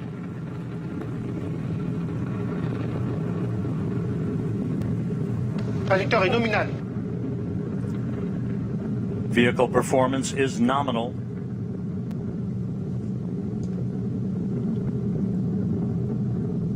The Ariane 5 rocket continues to fly uphill in nominal fashion. The rumble of the powerful Ariane 5 now being felt here in the control center. 3D animation. We can hear the noise and feel the vibrations here. You're right, Rob. Yeah, impressive. 13 kilometers in altitude, 7 kilometers downrange, traveling about 0.6 kilometers per second. Tous les paramètres à bord sont normaux. The trajectory reported to be nominal by Jean-Luc Voyer, the range operations manager. You can see at the bottom of your screen, the yellow line is the trajectory plot, perfectly overlaid over the green line, which was the pre-launch trajectory. 1 minute, 41 seconds into the flight, about 40 seconds away from shutdown of the solid rocket boosters.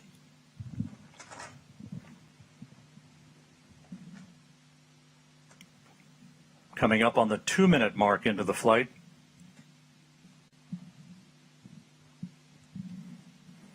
When it detects the threshold on acceleration, not the deceleration, but less acceleration. Tous les paramètres à bord sont normaux. Everything is okay. Everything is normal. 2 minutes, 15 seconds into the flight. When the computer detects this threshold, it will separate. Séparation des EAP. Done. We have confirmation of solid rocket booster separation from Jean-Luc Voyer. This coming at an altitude of 44 miles. The Ariane 5 and James Webb traveling almost 5,000 miles an hour. We have about 1 minute, 5 seconds to go before fairing jettison. That'll be the next critical milestone. The fairing is there to avoid the satellite being exposed to high temperatures and also high airflows. And as soon as the launcher leaves the atmosphere, as is now the case, the satellite does not need anymore to be protected, and Webb does not need anymore to be protected. So each kilogram being very important for the performance of the launch, we are going to eject this no more useful fairing. And let's go down to the floor in the Jupiter Control Center to Raphael Chevrier of Arianespace. Raphael, so far so good. Hi, Rob. So far, so good. Everything is nominal, as we say, when attitude and trajectory of the Ariane 5 is going perfectly well. As you can see also on the yellow line on the screen, we had the confirmation of the separation of the two solid boosters and now of the fairing, meaning that we have crossed the limits of the atmosphere. So everything is going super good. And the DDO just said that all parameters are going perfectly smoothly. So let's continue the mission. And Raphael, this is a view from the upper stage camera called the Vicky Cam, looking back at the James Webb Space Telescope. This is on about a 20-second delay or so because of the way the imagery is processed here in the control room. There's your telescope ready to unfurl its wings basically and begin its journey to the Lagrange point, the L2 point, about 1 million miles away from Earth. La trajectoire est nominale. Trajectory is nominal. The report from Jean-Luc Voyer.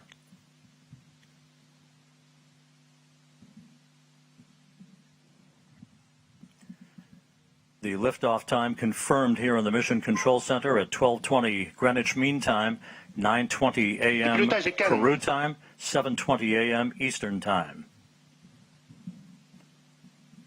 The Ariane 5 and James Webb, 181 kilometers in altitude, 450 kilometers downrange from the launch site here in Kourou. Flight control is very smooth. 5 minutes, 12 seconds into the flight. We have about 3.5 minutes to go in main stage or first stage performance. And again, you can see at the bottom of your screen the yellow plot line overlaid over the green line, meaning we are right on course, right down the pike, and a perfect trajectory so far for the Ariane 5 rocket.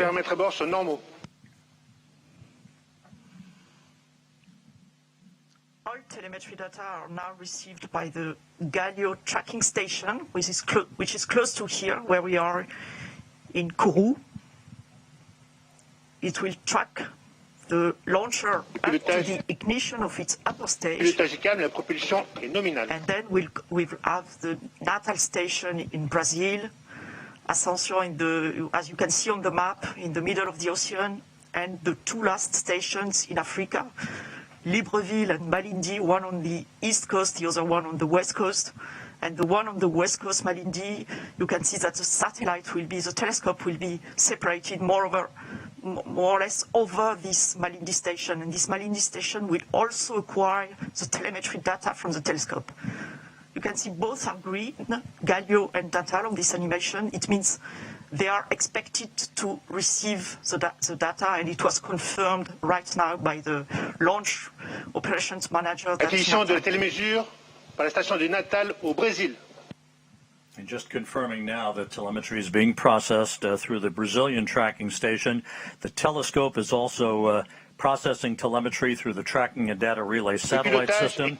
As it moves further and further out into deep space, all of the telescope's telemetry and its imagery ultimately will be processed through the Deep Space Network in Goldstone, California. We passed the 7-minute mark into the flight. A perfect ride so far on the Ariane 5. We have about 1.5 minutes to go in the first stage performance. Once the main stage engine is commanded to cut off, it will be jettisoned, and just a few seconds after that, the upper stage engine will ignite, and it will be the workhorse for a 16-minute burn that will put James Webb into its preliminary orbit.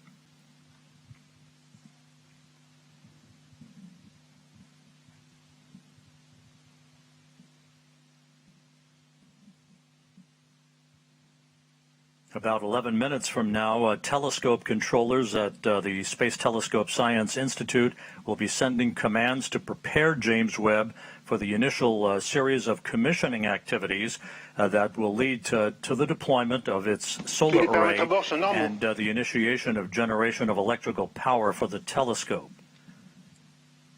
About 30 seconds away from main engine cutoff.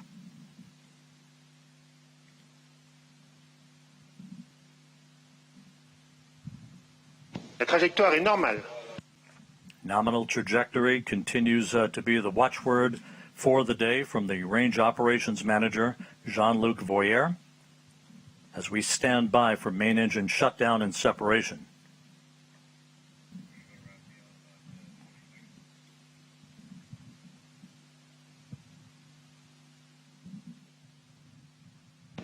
Extinction de l'EPC. Opération EPC. And we have main stage shutdown and separation confirmed here in the Mission Control Center, and the ignition of that upper stage. And Raphael Chevrier down in the fishbowl. So far, so good. Yes, Rob, we have the confirmation of the separation of the main stage and the ignition of the upper stage. The trajectory is perfectly nominal. This is a very important moment for us because it's always a challenge to switch on a cryogenic engine in space condition, and we are now at 220 kilometers of altitude. Speed is a bit more than 7 kilometers per second. As we enter now the second stage of the second phase of the flight, the upper stage is going to power for about 16 minutes to place Webb on its transfer orbit, and right now everything is again nominal, as the DDO just said. And a short time from now, the so-called sawtooth maneuver will get underway. Again, like rocking a baby in a cradle, this will be a maneuver to keep Webb's optics protected from overheating, Luce. Exactly, Rob, like a baby in a cradle. You can see here Webb attached on top of Ariane 5 upper stage with a very specific configuration. Of course, it will be different during its lifetime, but for the time being, its sun shield is folded and not yet fully protecting the observatory. A number of exhaustive studies have been performed by the mission teams in Europe, in the US, on the thermal conditioning inside the telescope and the way the rays of the sun would propagate and interact with sensitive equipment inside the telescope.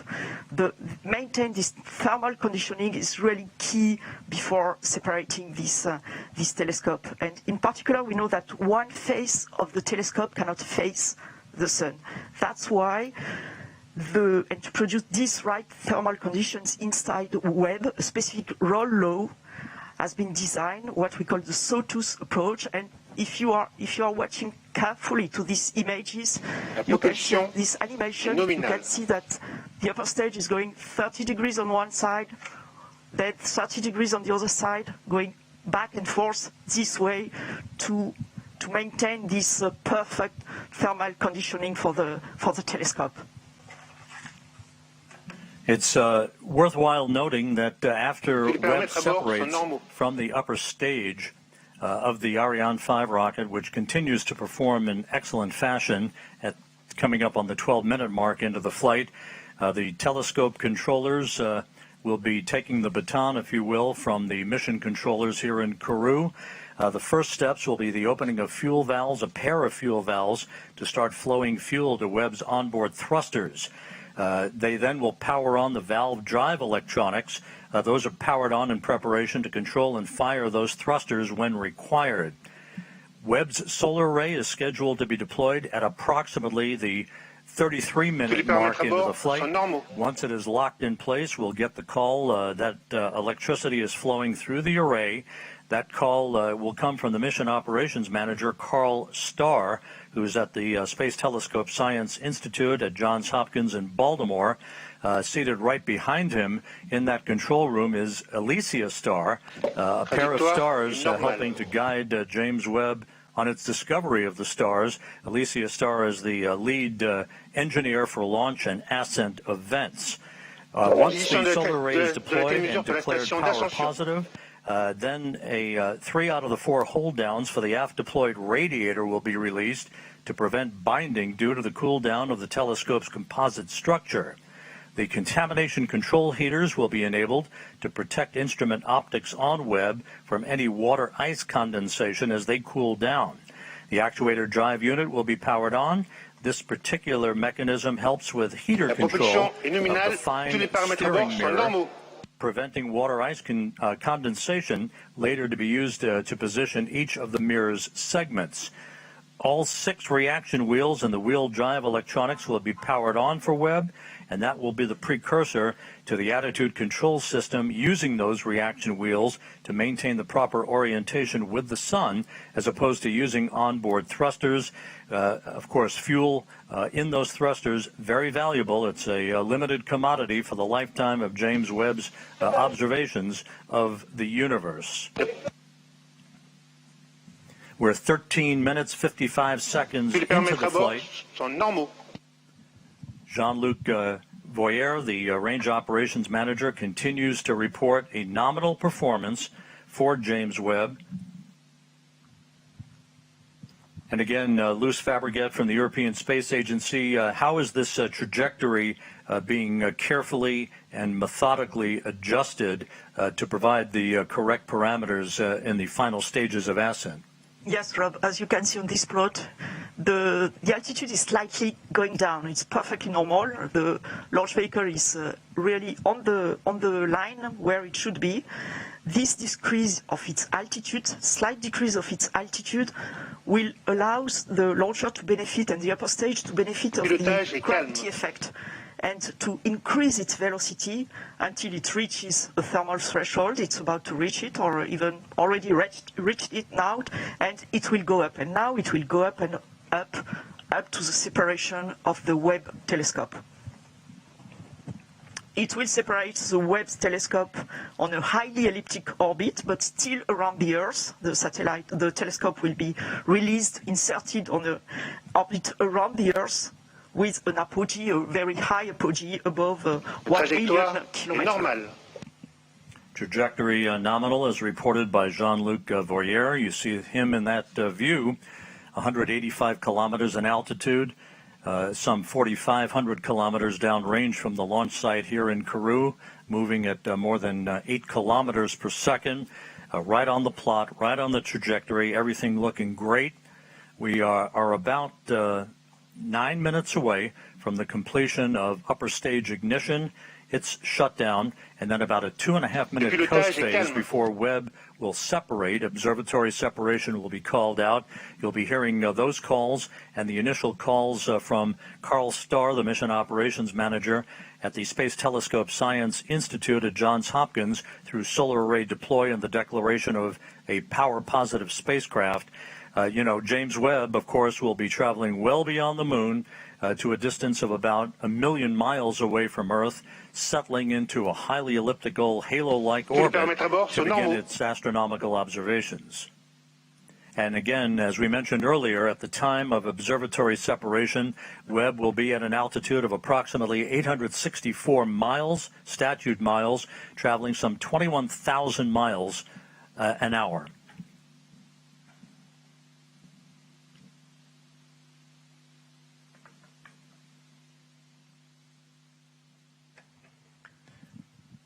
We're about 8 minutes away from upper stage shutdown. The stage has performed as planned. No issues reported. The launch occurring at 12:20 Greenwich Mean Time, 9:20 Kourou time, 7:20 a.m. Eastern Time on this Christmas Day. Very smooth launch. The velocity you just mentioned is very important, Rob. The velocity you just mentioned at separation of the telescope is very important. It will be slightly below, okay, I give it in kilometers per second, but it will be slightly below 10 kilometers per second, because it's important that the satellite, the telescope, is not inserted on an escape orbit. It will be placed on a terrestrial orbit so that there will be time for the layout, for the early phase operations and the commissioning of the telescope. And that will be, in fact, the upper stage that will leave this orbit and goes toward an escape liberation orbit. And of course, even though we're still in powered flight, the trajectory, the acceleration, the speed at which James Webb is going towards its preliminary orbit, all modeled in advance and carefully choreographed to maintain as quiescent an atmosphere and environment around the telescope for its ultimate separation from the upper stage of the Ariane 5 rocket, which is about 6.5 minutes from now.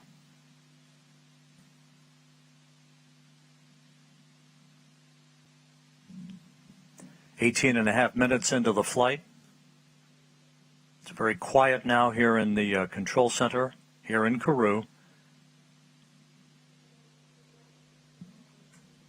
NASA officials, European Space Agency officials, Arianespace officials, all watching telemetry very carefully.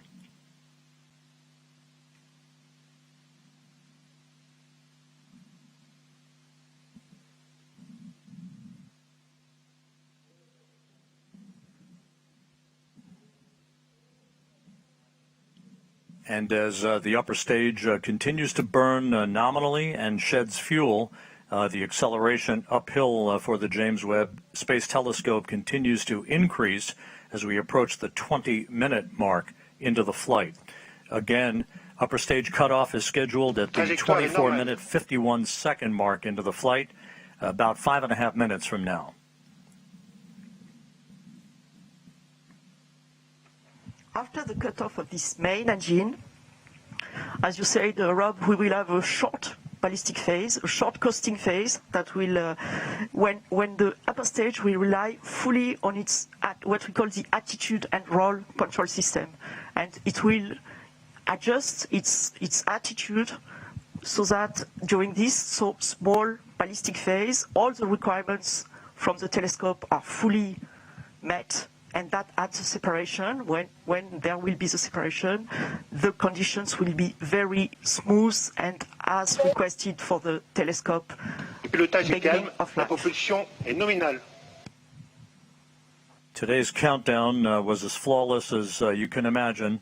The weather was perfect all the way through the early morning hours, through the fueling process of the vehicle. The weather's been a bit dicey here in Kourou over the past few days, but everything fell together on this Christmas Day to send a new present to the world's astronomer. 20 minutes, 40 seconds into the flight. Trajectoire normale, tous les paramètres à bord sont normaux. All parameters nominal as reported by Jean-Luc Voyer, the range operations manager. 4 minutes of powered flight remaining.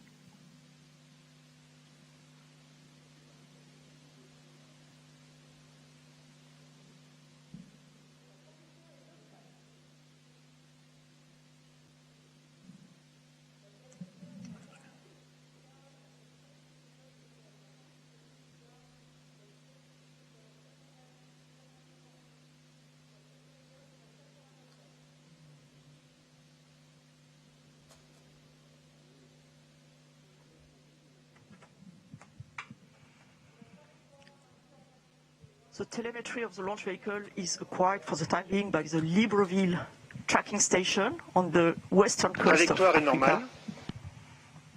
Flight control is nominal. The trajectory is fully normal, fully as expected, as you can see on the plot with the yellow plot over the green one. That is the expected one. 22 minutes into the flight. Less than 3 minutes of powered flight remaining. Smooth flight control.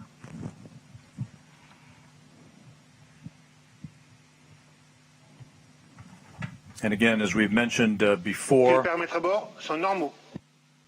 everything nominal reported by the range operations manager. As we've mentioned before, this is a long ride uphill for the James Webb Space Telescope to put it at the proper position in the sky so that it can escape from the Earth, basically head beyond the moon towards its final orbit for its commissioning activities that will be the dominant feature of all of the operations from the Space Telescope Science Institute over the course of the next several weeks.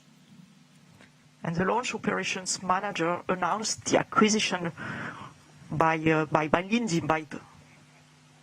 station, as expected, for the end of the flight and the last part of the upper stage flight and the separation of the telescope. James Webb is about 4 minutes away from separating from the upper stage. And again, at that point, it will be on its own. And again, those milestones that we discussed a bit earlier in the broadcast will begin to be followed carefully by the telescope controllers at the Mission Operations Center, the MOC as it's called, at the Space Telescope Science Institute in Baltimore.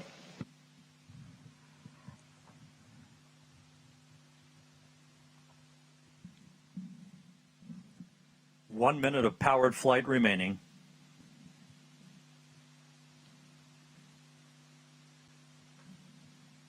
The upper stage continues to function perfectly. It's been a smooth ride for the James Webb Space Telescope.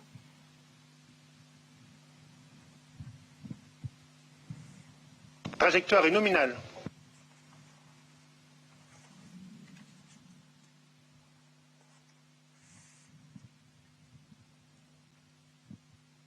That upper stage was loaded pre-flight this morning with 15 tons of propellant for this long 16-minute burn. Now about 30 seconds away from upper stage cutoff.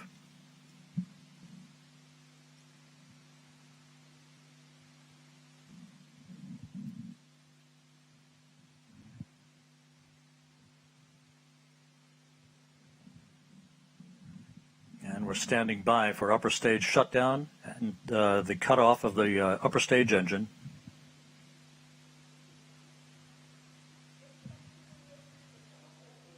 Extinction ESC.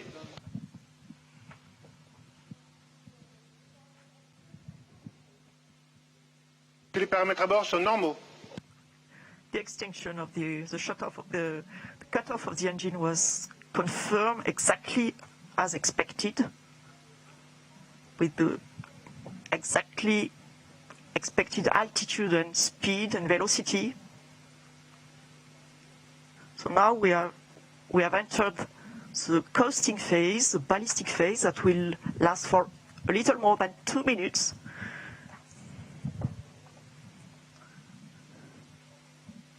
And the telescope controllers in Baltimore confirming that all of the function parameters for the James Webb Space Telescope have been loaded on board the telescope.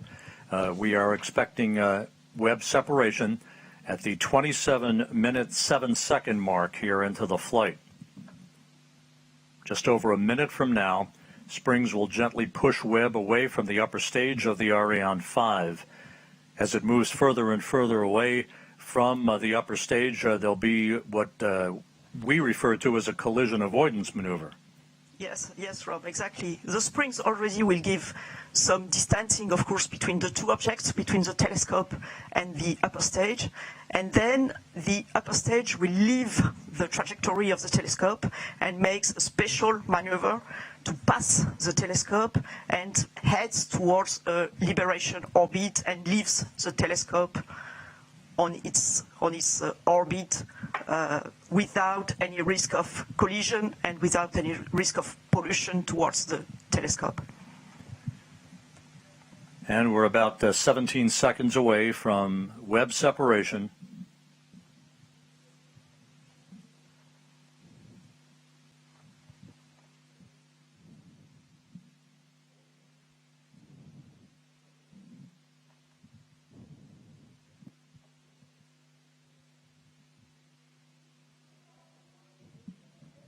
Séparation Webb Space Telescope. Go Webb!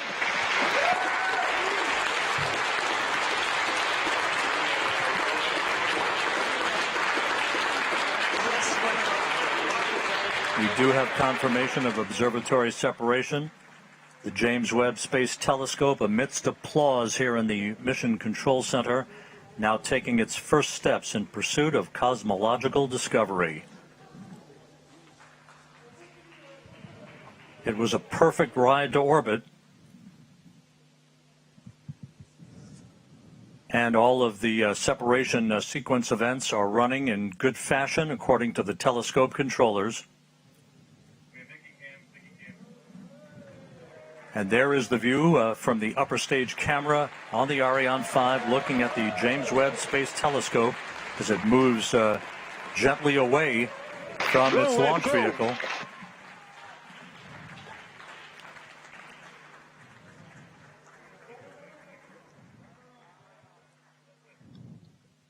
Fantastic pictures of this telescope. Go Webb, go Webb.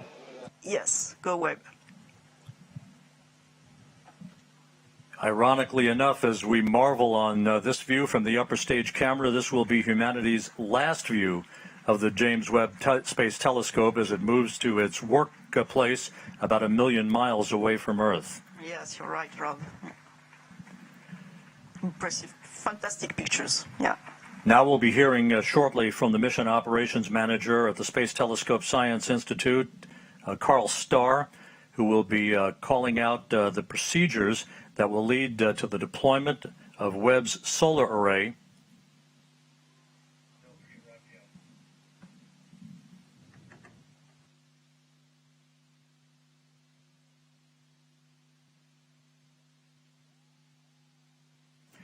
And down in the fishbowl where there is jubilation, let's go to Raphael Chevrier of Arianespace.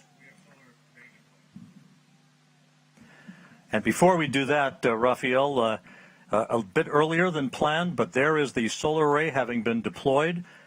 James Webb now has its array out as we stand by for confirmation that it is power positive. Hey, Rob.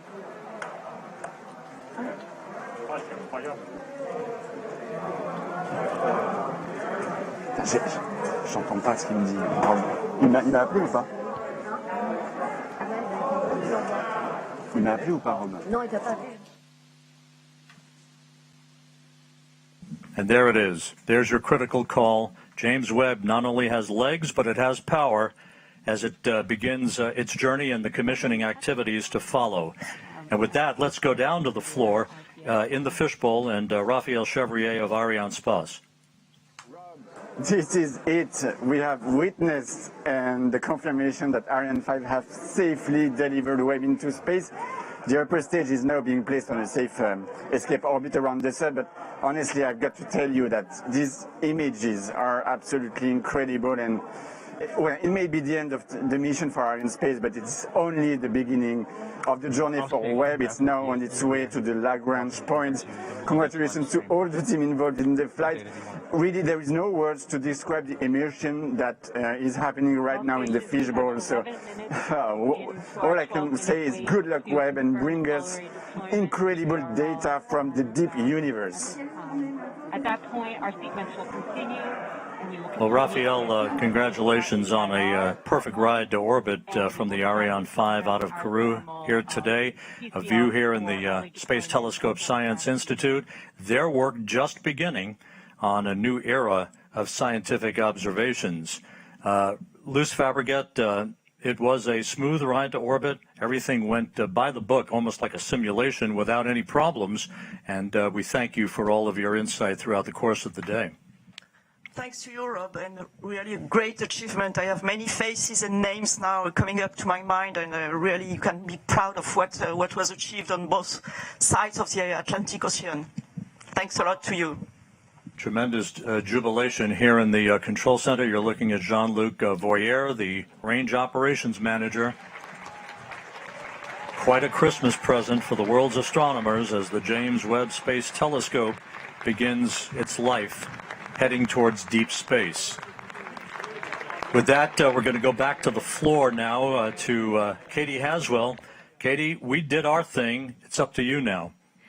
Oh my goodness, I just can't tell you. It's such utter jubilation here on the floor in the Jupiter Control Center. Everybody's been whooping with joy. The controllers here and the mission controllers jumping up, clapping, whooping with joy, people hugging. And I have to say, my throat was caught as I saw the glimpse of sunshine on Webb solar panels as we watched it heading out into space on its journey to its working zone. It's going to take about 6 months before we start getting our deep space observations from Webb. Of course, the teams have got a huge amount to do before we get to that, and our best wishes with all those teams in Baltimore. I want to get some reaction. Right now, everybody's talking and hugging each other because they're feeling so excited, and I totally understand that. Let's start, though, by going over to the NASA administrator, Bill Nelson.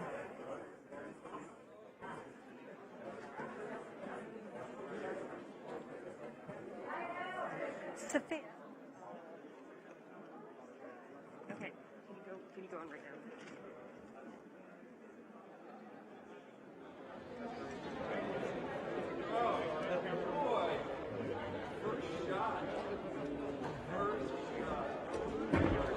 Okay.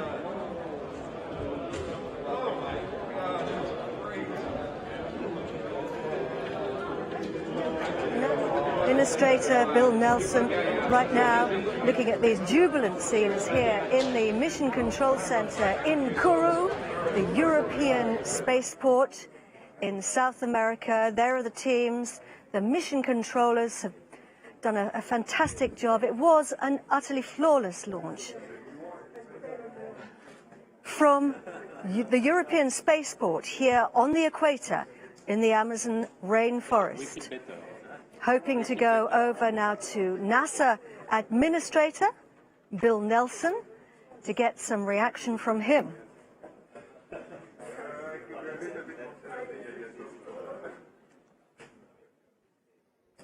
All stations, 7.5 minutes, give or take, until the sequence continues with our ADIR release part 1 and our TCS configurations.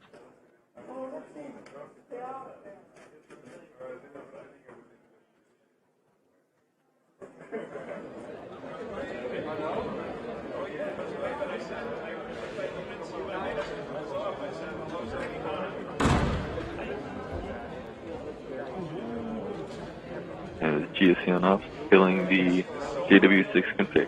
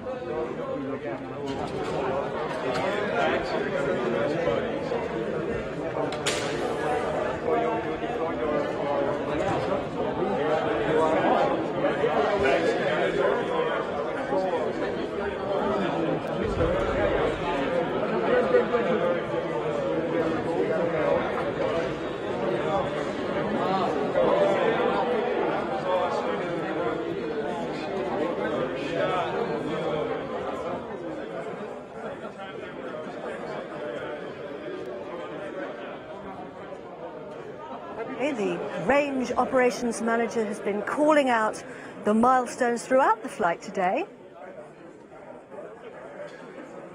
And the ESA teams responsible for so much fabulous work, great teamwork here to get the Webb telescope into space, and Webb is now heading out on its journey on its own, with the mission controllers, the telescope mission controllers in Baltimore, following those incredibly important first actions and first operations. Charlotte Bezko there, who's responsible for the ESA operations here at the spaceport. We're hanging in there, waiting and hoping to hear from the NASA Administrator, Bill Nelson, who I have absolutely no doubt will be as jubilant as everybody here at the Guiana Space Center. Charlotte Bezko, who has been working for, I think, most of her professional life in human spaceflight, and now heading up the ESA operations here at the European Spaceport.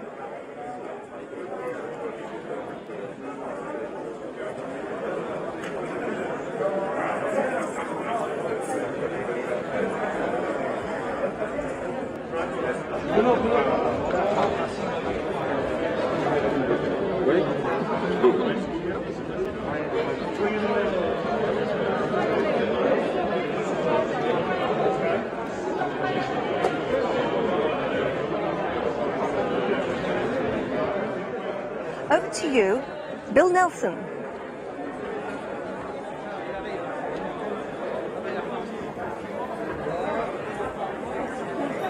Okay, Katie, thank you very much. This is a great day, not only for America, for our European and Canadian partners, but it's a great day for planet Earth. Thanks to the team. You all have just been incredible. And over 3 decades, you've produced this telescope that is now going to take us back in time. It's a time machine. It's going to take us back to the very beginnings of the universe. We are going to discover incredible things that we never imagined. And isn't that typical of this team, where the impossible comes possible? I can't thank you enough on behalf of a grateful United States government. I can't thank our partners in Europe and Canada enough. The French launch team, the Arianespace, the flawless perfection of the vehicle. And now we have to realize there are still innumerable things that have to work, and they have to work perfectly, 344 of them. But we know that in great reward, there is great risk. And that's what this business is all about. And that's why we dare to explore. The James Webb Space Telescope is very much a part of that exploration. It's significant that we had the delays, and it kept us all the way to today, Christmas Day, when others long ago peered up into the sky and saw stars. But it's also another millennia before that a shepherd grazing his sheep would look up at the night sky. He became a poet, and he penned the words, "The heavens declare the glory of God, the firmament shows his handiwork." That shepherd, that poet, became king. And those immortal words in Psalm 19 encapsulate the expressions that we have today. The handiwork of God, as we peer back in time, over 13 billion years ago, capture the light from the very beginning of the creation. My congratulations to the team. My congratulations to NASA, to our partners. Go James Webb Space Telescope. God bless you, and God bless planet Earth.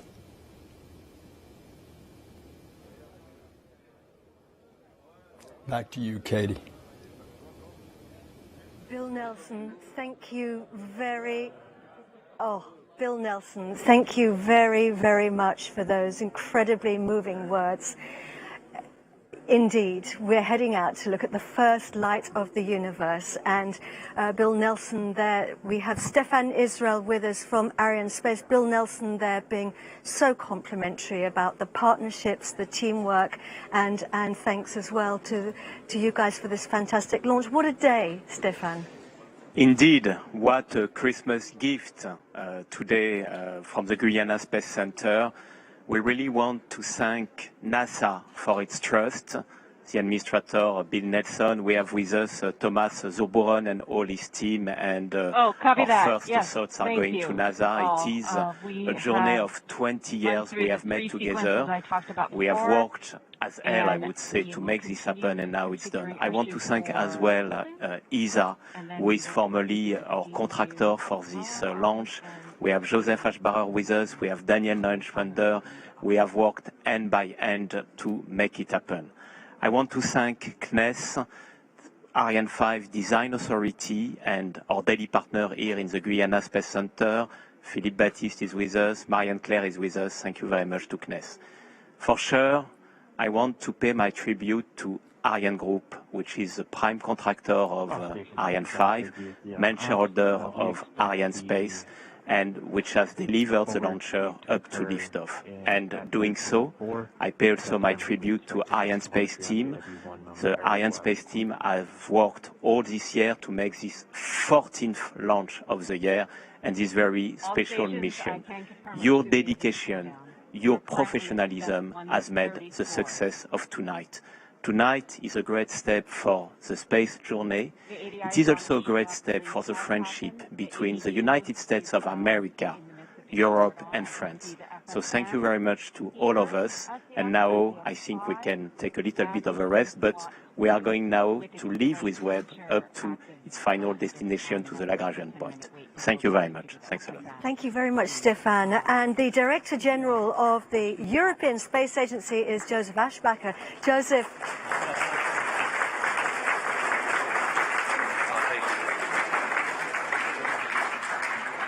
So Merry Christmas to everyone. And we have delivered a Christmas gift today to humanity, to people, to NASA, but also to all the people in this world. Because with this James Webb Space Telescope, we are really enabling new science, new excitement, but also really rewarding all the engineering and all the effort that has gone into it. And I'm really grateful for this success. We have delivered a mission into space. It's power positive, everything is nominal, and I'm very grateful to Arianespace and all our partners for all this work.